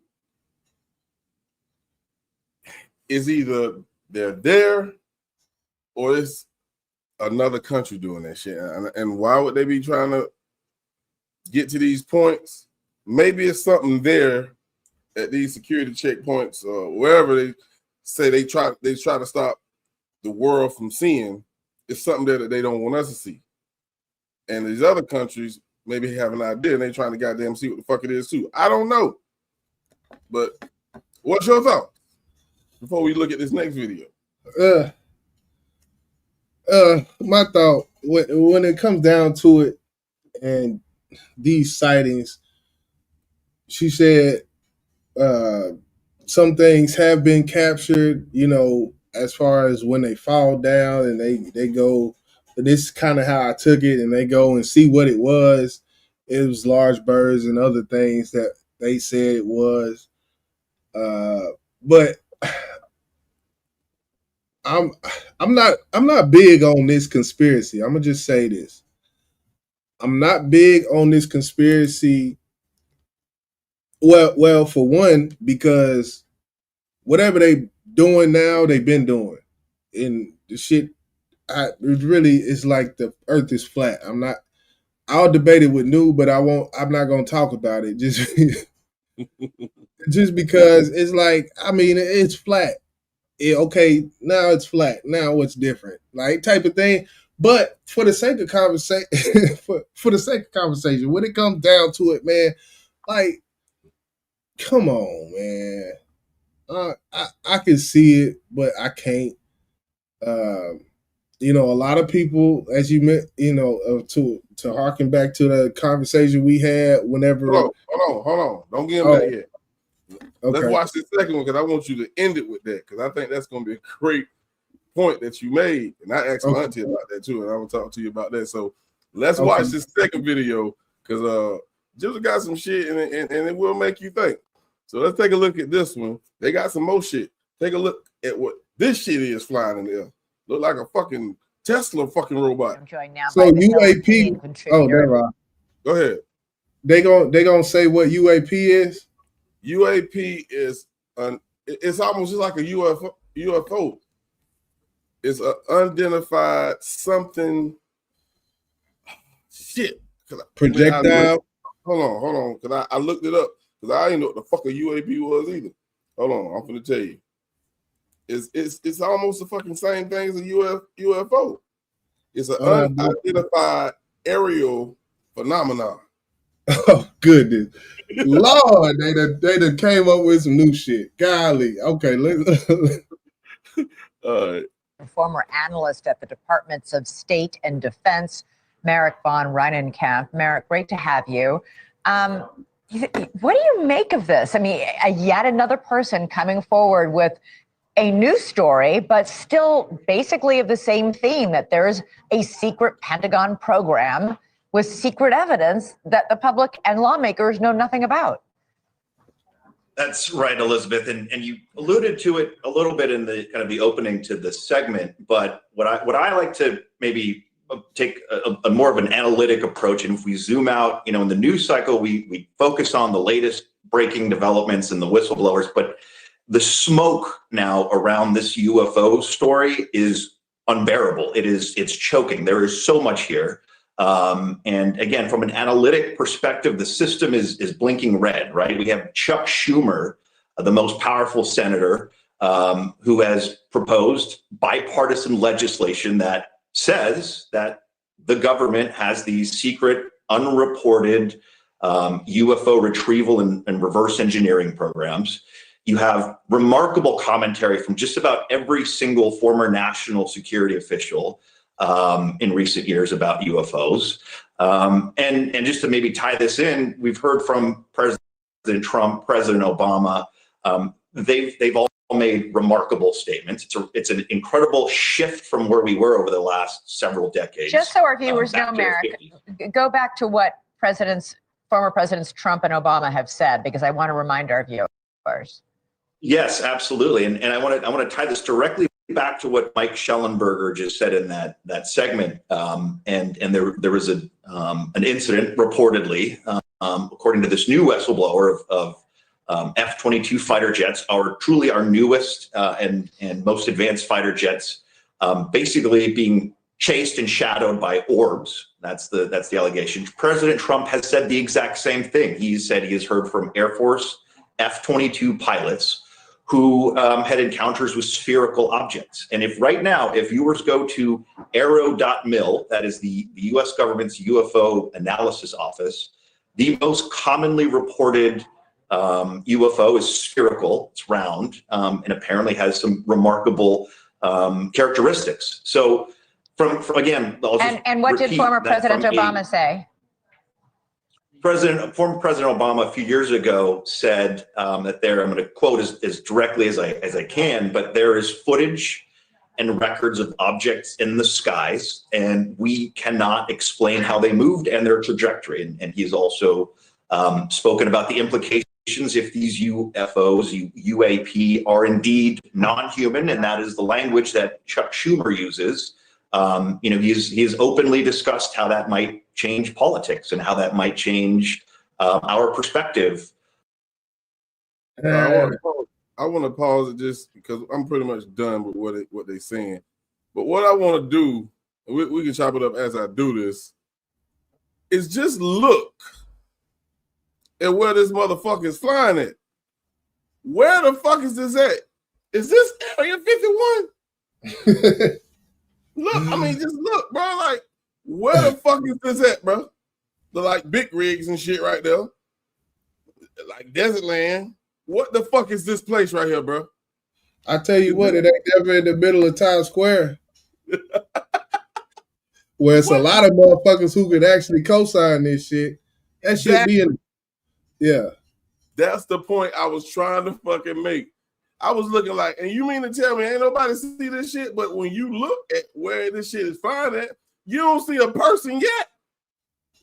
And the thing about it, when it come down, it ain't never, you don't, as much as cell phone and people got nowadays, cell phones and all this GoPros and shit, as much as people got nowadays, it's always gonna be some grainy footage on some black and white shit. 1080p is a standard now. Every camera that anybody from any generation got right now, none of them people out there working got night vision on iPhones. Like, why is this the only footage we ever see is this?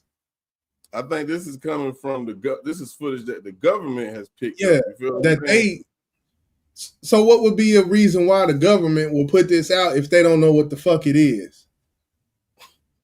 They on their ass. Somebody done said something, bro. I don't know. I can't explain that.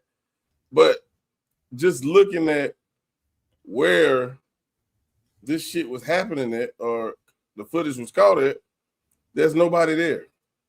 There's nobody fucking there. And that means whatever it is has the intellect to go where nobody is at. Come on, man. Come on, man. Come on, man. I believe, especially, I'm gonna let you, say your piece about what you said, and this is gonna just lead up into it. Somebody is doing this shit, and I don't think we would do it to ourselves. Right. I think it's another fucking country. That's the only thing I can think of. I don't know, man. But yeah, man, talk to the people, man. Tell them, give them that logic, man. Well, what I will say, y'all who have been watching know that I rarely go into things with religion that deal in religion. But what I will say, when it comes to other life forms from other planets, and you talk about this, Bible that we hold on our hands, that we put on our dashboards, on our rear dashboards, to keep police from pulling us over. what we talk, he created this, that, this, the heavens, the earth, the birds, the bees. Why would it not mention anything else from, everything is created by him. That's true. That's true. Why would there not be any mention throughout these pages in this text? I can't speak for the Quran. I can't speak for, I can't speak for all of the different translations of the story of Jesus. You talk about the Torah, the Tanakh, these other things. You got the Buddhism, of course, like all of these different, entities, which are faith-based, not religions, not all of them per se, but for lack of better words, faith-based religions. And there's no talk about this at all. Now, one thing about it, you talk about ancient Egypt, and it's a little different. I'll just point that out. But why was that? I mean, I don't know. What when I say that, what comes up? Well, I Googled it and I asked my auntie because she's a pastor. And she said no. She's never read anything about any aliens, UFOs, or anything like that.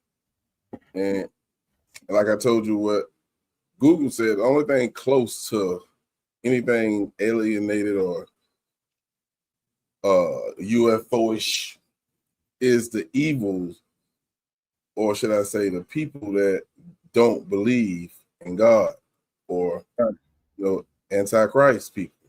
You feel what I'm saying? That's the closest thing that they speak of. Right. And those are people that's actually walking the earth. We see them every damn day. Or people that believe. Go ahead.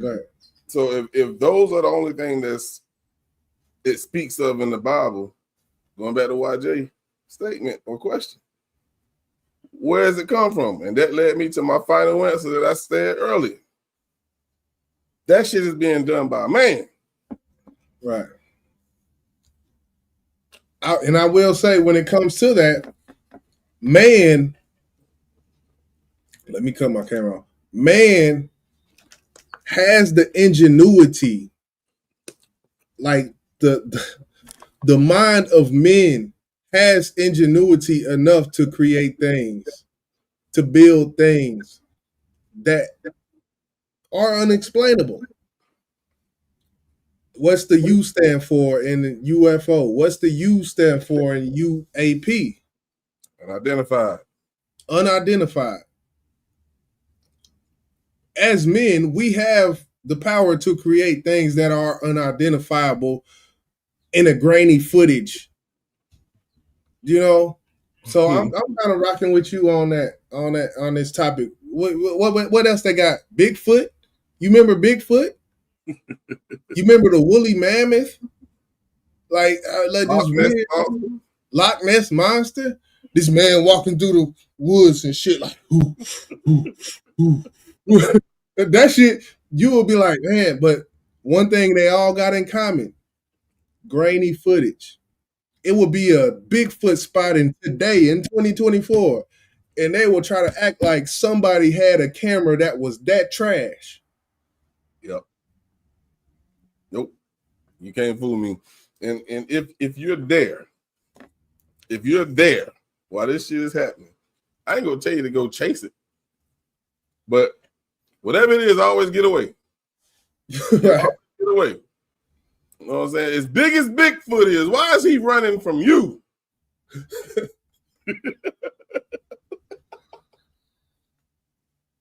Yeah, I done said it. I done said all that. Ass motherfucker who look like He had a neck like a what you call that dinosaur? What's the Tyrannosaurus? Not Tyrannosaurus. Something with a B, I think. Motherfucker got a big ass, long ass neck. That's what it looked like. You think this motherfucker scared of you? No. But that motherfucker always hide when the camera come on. Like, he camera shy. Is this motherfucker camera shy? He spooked. Spooked. Oh, man. Tell me y'all ain't never find that motherfucker bones in the water? Nowhere. But you go to a museum and they got a whole, they got the skeleton. They got every single bone from a dinosaur in the museum right now. How the fuck you got the bone that connect the arm to the leg of a dinosaur in the museum right now? I always thought that shit was weird. What? I know D-Love said this shit is orchestrated for distraction. What are they trying to distract us from? Because this type of shit, as far as UFOs and UAPs, it's been going on forever. Mm-hmm. Some people just ignore the shit. Like, they ain't going with the bullshit. But this shit, they've been talking about this shit for like weeks. I'm like, why does this shit keep popping up? So that's why I decided to fucking look at it. I'm like, what the fuck is y'all talking about? Yeah. And they had all these goddamn sightings, and y'all ain't tell us about none of them motherfuckers. Yeah. I don't know. But yeah, man, that's one of the conspiracies. And it's kind of hard to say it's a conspiracy because the people who's supposed to be protecting the United States of America are telling us this shit. Right. And as the world leaders, or should I say United States, because we know it's 1% who rule the whole fucking world. Why would you lie to us? Are they confused? Are they shooting bullshit up our ass? And if they are, what for? I ain't gonna change the way I fucking live because y'all spotted a fucking UFO. It ain't come down and do nothing yet. Yeah, I mean, you talk about fear, and D-Love, that's what she going in on. I understand it because, yeah, you don't want to have a nation in fear of something. That's one thing as a nation you would not want. So I do understand that. She said that's what we got to pay attention to is what they are distracting us from. We bring up distractions a lot sometimes, and even the things we bring up that we talk about, some people would say these are all distractions from what Black people need to be focusing on. Of course, this is a show. We come up here once a week and talk our shit, but when it comes down to it, as far as this being a distraction, I would just the question mark would still loom above of what the thing that they're trying to distract us from. So, and that's the unknown. That's why it's a conspiracy. Yeah, that's when people say they're trying to distract us from something else. Let's say, for instance, it's something that we need to know that it's happening right now. If it's really fucking important, we're gonna pay attention to it. Name any time in your life, anybody, have you ever been scared of a fucking UFO? No, because we never seen one before. It's just like ghosts. Nigga, I ain't never seen no motherfucking ghosts. Yeah. Yeah, I've seen it. Landed outside my motherfucking house and parked behind my car. Oh, no, we got a fucking problem. We got a fucking problem. Yeah, we seen the wind pull a door shut. Boom, the door shut. I'm sitting in the front room. The door shut to the other room. Boom. I mean, the wind blew. You got your front window open and your back door open. That happens. It's called suction. I mean, I don't know. The ghost and the conspiracies, I don't really get too deep into them. I feel like it's good conversation though. So hey, we here with it, man. Conspiracy fearing me. Hey, speaking of goddamn doors shutting, when I first moved here, bro, at night, and that shit happened more than that night, but I noticed it at night. that my door, if I leave it cracked, that shit's just shut. Boom. And I just like the fuck. The first few times I was like, man, what the fuck? Then I just started paying attention that every time my fucking air conditioning came on, that bitch. It creates a vacuum because that's what it does. Every time the AC comes on, there's a portion of your house that is sucking air in. The air is going into a unit and it's coming out. So it creates a vacuum when the AC comes on. Every damn time. So at nighttime, I don't even jump no more. I used to jump out the fuck. Sometimes it catch me off guard. You know, I had a rough night drinking. Yeah. I forget about it and I jump. But then I come to my fucking senses like, okay, that's just the AC. Yeah. That's what's up. Yeah, man. So yeah, that's our conspiracies for this week, and you know we'll try to do them whenever we come across them. So yeah, we're trying to add more segments for y'all, man. And this actually took us damn near 2 hours, bro. Yeah, we had a couple other things, but I think I don't know what you want to go into to end this thing off, bro. I mean, if you want to go into that one with your mother, we can. What we got? I did want to just real quick talk about the J.Cole. Then we'll do that. We'll be touching on this, and I'll probably make a video separate just for that, just to kind of break that down on this channel. But yeah, it looked like J.Cole. He done dropped something tonight. I think it said about 9 hours ago. He dropped a mixtape, but I'll probably be making a long form video on that for this channel. Coming soon. We got some other things in hip hop. Mary J. Blige dropped the EP. If y'all didn't know, just to kind of keep people posted on what's going on in music and whatnot. Mary J. Blige did drop an EP. It was alright. You know, it didn't blow me away. Talk about the queen of R&B that some people say. But I wasn't excited. She had one song with Fat Joe called it was a spiritual song, God's Will. I can't remember the title, but yeah, man, it's been a few things going on in hip hop, and I'll come through and talk about it. You know, did it have that song on that Remy Ma? It did have I can't remember exactly, but it did have the Fabulous song that you said was alright. You remember the video she did a while back? That was on it. D-Lo said, "Yep, she did. She did. It wasn't her best work, in my opinion. Yeah, it was. But usually an EP means something later to come. Maybe she'll come with a full length LP later on. So we shall be tuned to that. Quando Rondo did drop an album 3 days ago, 3 or 4 days ago. Quando Rondo dropped. So I haven't really got a chance to tune into that. I'm pretty sure people are listening just to see what he got to say, as he has been doing interviews, as if y'all seen last week's show. But Quando Corday is another artist he dropped, and he had a couple songs on there. It was all right. Okay. I'm about to check out Quando Rondo, but I'm gonna definitely check out Cole. His mixtape he just dropped. Still waiting on the Fall Off. Yeah. The documentary. When the documentary supposed to come out?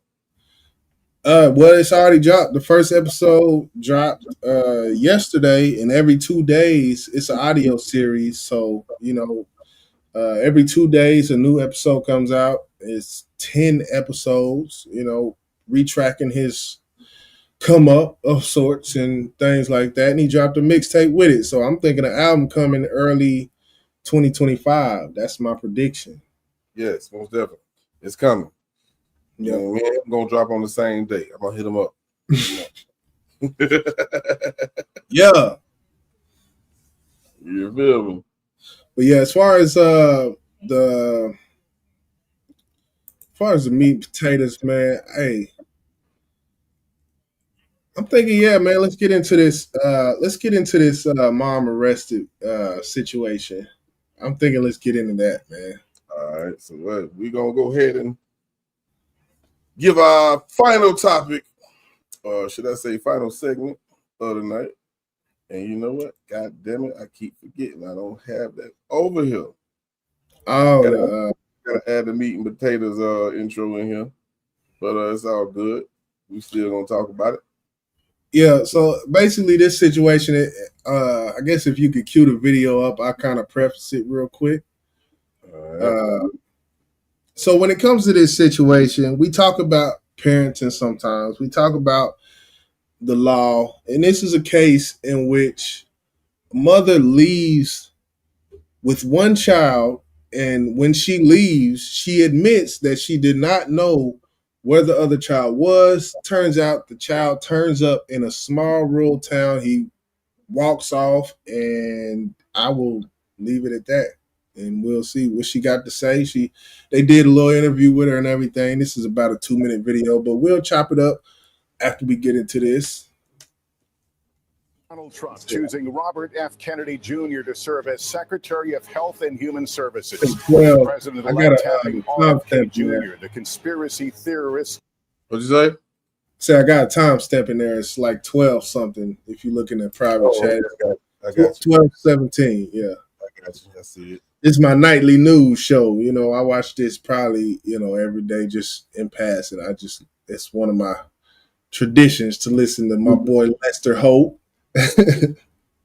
All right, here we go. Now to a question so many families grapple with: at what age can the kids be left on their own? That question now coming into sharp focus with an incident in Georgia where a mother thought that 10 was old enough. Yasmin Vasugian has more. Because you're under arrest. Brittany Patterson never thought taking her son for a medical appointment would result in a mugshot. What am I under arrest for? For reckless endangerment. Late last month, a mother of 4 arrested in front of her children. The police are here and they're taking me to jail.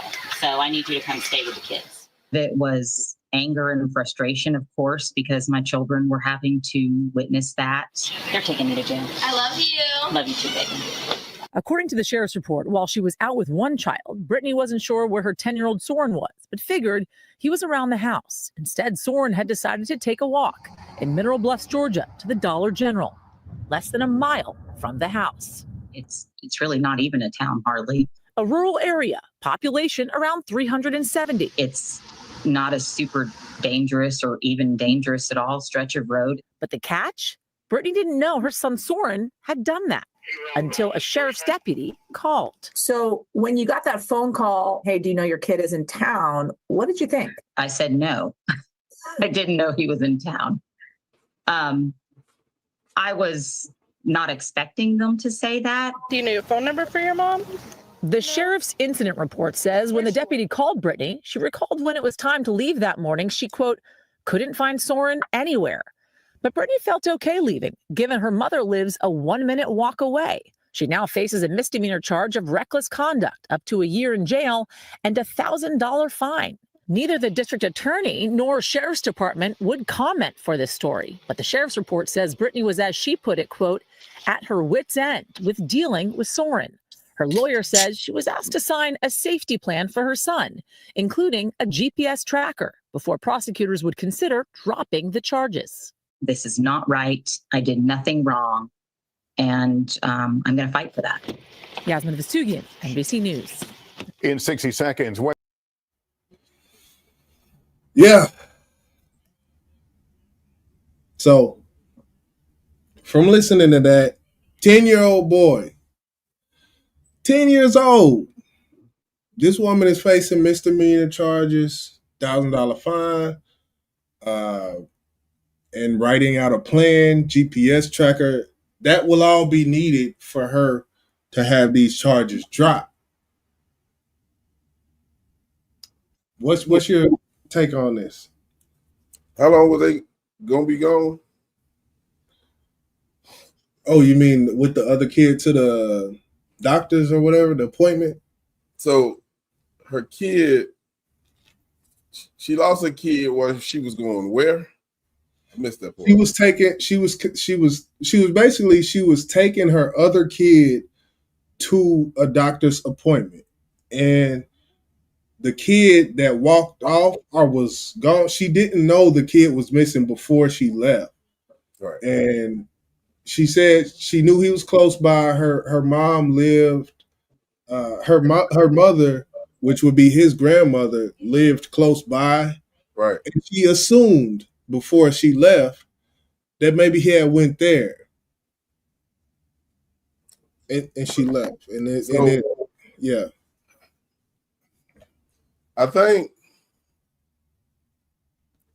they are making a big deal out of it, but at the same time, let's say this could have ended totally different. You know, we got so many predators out there that prey on kids. Is like that, and to have that mindset of thinking, oh, he'll just be up the street. That should not be the mentality of any parent in today's age because of what goes on. You mean the assuming part that she did? Oh, yeah. She shouldn't. And I don't know if this is something that this kid does, but it seems like she's tired of the kid. Didn't I hear that right? Like she's fed up or some shit. Well, they said the agency kind of got fed up with her. Okay. Yeah. I just heard that. Like Okay, so yeah, at a certain point, the police was like fed up with her or some shit. So I think she should be charged because you are the parent, the parental parent who has custody of the kid, and their well-being is in your hands. And I ain't gonna say she lost the kid. She just felt like she knew her kid and he was going off, maybe went down the street to the grandma's house. But that wasn't the case.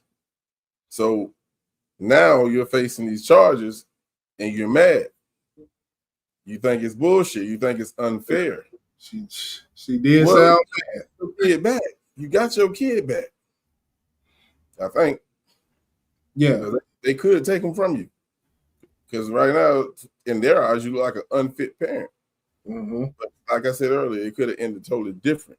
And how would you have felt if you just assumed that your kid was going up the street or your kid was going up the street, and then 3 days later he's found in the ditch dead? Yeah. Right. Yeah. D-Love say, head count leaving my house from a mom of 6. Listen, I'm not a parent, but as a parent, leaving my house, if the kids was there when I got there and they not there when I'm leaving, I'm gonna look around. You gonna try? Yeah, head count. It's like any daycare do when they go out to recess. Bang, bang, bang, bang, bang, bang. Okay, let's go. When you come back in, bang, bang, bang, bang. Okay, let's go in. Like it's one of them things. It sounded like the way she was acting is the reason. I don't know if it is or not, but she sounded like she was kind of maybe being a little unruly with him, maybe. But when it comes down to it, it's a tough one. I don't think. I think they said a month in jail is facing. I think I missed that part. Is a month and $1,000 fine and some stipulations of GPS and setting out a plan, like a plan for when you leave type of thing. It was something like that, something of the sort. Not verbatim, but it was something of the sorts. But like you said, I will go back to what you said when it comes down to something else could have happened. Crazy. And just knowing where your kids is at type of thing. She knew that kid wasn't in that goddamn car when they left. Well, she knew that, but were they in the house though? It's not the point. So, because 10 years old, the reason why I'm saying that is because 10 years old, you didn't ever get left at the house when you was 10. I can't remember. But I had an older brother though. Yeah, I did too. That's the thing. Like when I was that age, my brother was 15. So, but the thing is, when I was that age, I mean, I can imagine, man, because that was the time like, oh shit, I'm by myself. Like it was like a thing to be a kid and be home alone. That the whole movie, Home Alone. I don't know how old the kid was in that movie, but I mean, it happens. That's all I was saying. So I guess obvious 10 years old and the system was too young to be left alone. I don't know. I think in this case, the kid wandered off. Let's say the kid was in the damn house and she thought it was in the house, but he left out the goddamn house. Right. Or he was hiding or something. Kids hide. That's what they do type shit. But this is a tough one. It's one of those situations like I wouldn't be scared to be at home at 10 years old by myself. You know what I'm saying? I think, but that's boys. I don't know. I don't know, man. I think just the way the world is now, it makes me think more as you have to be more protective and careful because working in true following these true crime cases is you see this type of shit happening, and it can happen in the blink of an eye. And I don't know. I ain't gonna tell her how to raise her kid, but you got them charges though. Yeah, no matter how hard she fight, man. That's one thing about it. D-Love say head count, bring them out. It's hard to see when them bell rounds. Bring them out. She not playing. D-Love said she not playing with them. Bring them out. I got to take one. Y'all got to hold the fort down. Goddamn it! But one thing I will say, the lesson is learned in the kid, even at the tender age of 10. The lesson, I'm pretty sure this will be instilled in him. Yeah. From them saying that all the kids seen their mother get arrested and all of this, you had cameras come to the house and news coverage and all that. This will be a moment that I do feel like the kid remembers, and it's a lesson learned, I think, for the child. And thank you that, the mother should definitely be appreciative that nothing happened to the kid. So All right, absolutely. It ain't even have to be kidnapping. Definitely. You got hit by a goddamn car. You never know. Right. Anything can happen these days. I ain't gonna change the way I got damn parent for nobody. So yeah. Hey, lesson learned for her and him. It's your fault that your mama on the news in handcuffs or whatever. Hopefully it embarrassed you. That goddamn minivan next time, won't you? Right. Yeah. Well, shit, we're gonna go ahead and get up out of here. We've been here for 210. Episode 43, one time for the one time. Most definitely. Another week, another podcast. Yeah. You know what I was thinking, and I probably should say this off the air, but I was thinking, man, we should just release something from the duo project, bro. Just throw it out there. Just release shit. Just release one of them motherfuckers, man, because it's crazy. We got so much that it's like we at the point, man, we could play around a little bit. Some of that shit we recorded back, back in the, just put something out. We do the Friday releases, but the Friday releases are a little different. I say if we do, let's not put it out on Friday. Let's put it out, just like boom, put it out, boom. Just drop it. Just drop it. Just drop, up until, because the duo project coming, Boss Man, Blake. We're gonna drop the mixtape though. Yeah, the mixtape, but I don't want to drop nothing off that because it's a limited amount of tracks on that. We got. I don't know. Do you want to say the number we got? Go ahead, because that number's still gonna go up because we won't stop fucking recording. I don't know the number no more. Ain't it like 30? Something like 36? No, 33. We can spare a few of them, man. We can spare a few of them for the channel, man. That's all I was thinking about. I was thinking about that today. I said, man, we got so much. Man, we could we could drop some of this shit, man. It's still not even want for nothing, you know. Yep, I'm with it, man. We'll just do a surprise pop up on your ass like Gilly and Wallow. y'all gonna fucking listen though. You gonna listen. Pull up one time. Yeah, man. Yeah, man. We'll do that. So we looking out, man. We ain't gonna tell you when. We're gonna pop out. And it's gonna be a banger, man. But we got some shit on this motherfucker.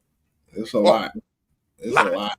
30-something tracks, and we can drop a fucking trilogy on y'all ass. And ain't none of it released. None of it. We've been good. We've been good this time. You know, a lot of time, we can't hold off. We bomb, but we've been good. We've been good. So I'm thinking I ain't heard none of this shit. This shit, they got some shit on it. Yeah. So, but yeah, we out this thing, man. Salute to the people in the building. Yeah, man. Yeah, y'all have a good night, man. We're gonna hit y'all with the latest mic drop. Hey, Jizzle finna do some of these motherfuckers too, man. Yeah, I'm getting my shit together, man. I didn't have to put a little money into this thing, man, to get, shit to where I can, move how I want to move. You know? So yeah. Y'all have a good night, man. This is Heartbeat from off the Still False project. Still, I feel like it's the album of the year. Come get me. Yeah.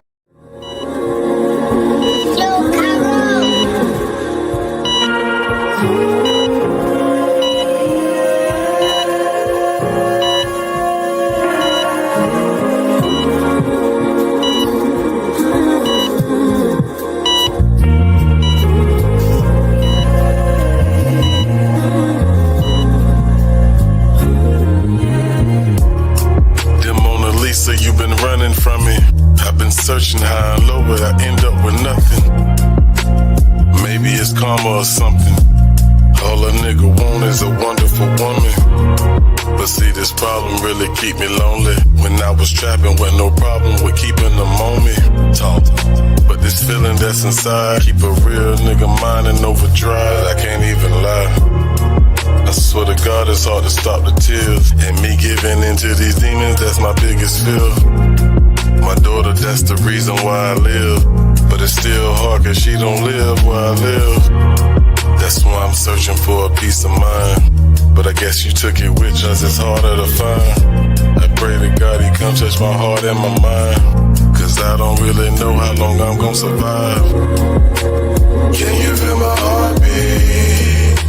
Cause I don't really wanna leave. I'm protecting my soul, I just can't let go, no. So can you hear my heartbeat? Cause I don't really wanna leave. I'm protecting my soul, I just can't let go, no. It's like every day's a heartbreak. I'm sick and tired of dark days to learn the hard way. But I try to do it God's way. But it's like the people I love, they tend to part ways. My soul is cold in the heart of May. I spring back, but then I fall. That's that harder way. But it gotta be a smarter way. It's like a problem every day. That's a lot of pain. I was taught to know I gotta pray. I got a laundry list of things. I got a lot to say. And my people, they don't know my pain. Sometimes they ask me, am I straight? I tell them I'm okay. Cause the truth is they can't do a thing. Cause the love I'm looking for, it don't went away. God, I know it's hard to hear a sinner pray. But all these demons that surround me, just send them away. Can you feel my heartbeat? Cause I don't really wanna leave. I'm protecting my soul, I just can't let go, no. So can you hear my heartbeat? Cause I don't really wanna leave. I'm protecting my soul, I just can't let go, no. Cause I don't really wanna leave. I'm protecting my soul, I just can't let go, no.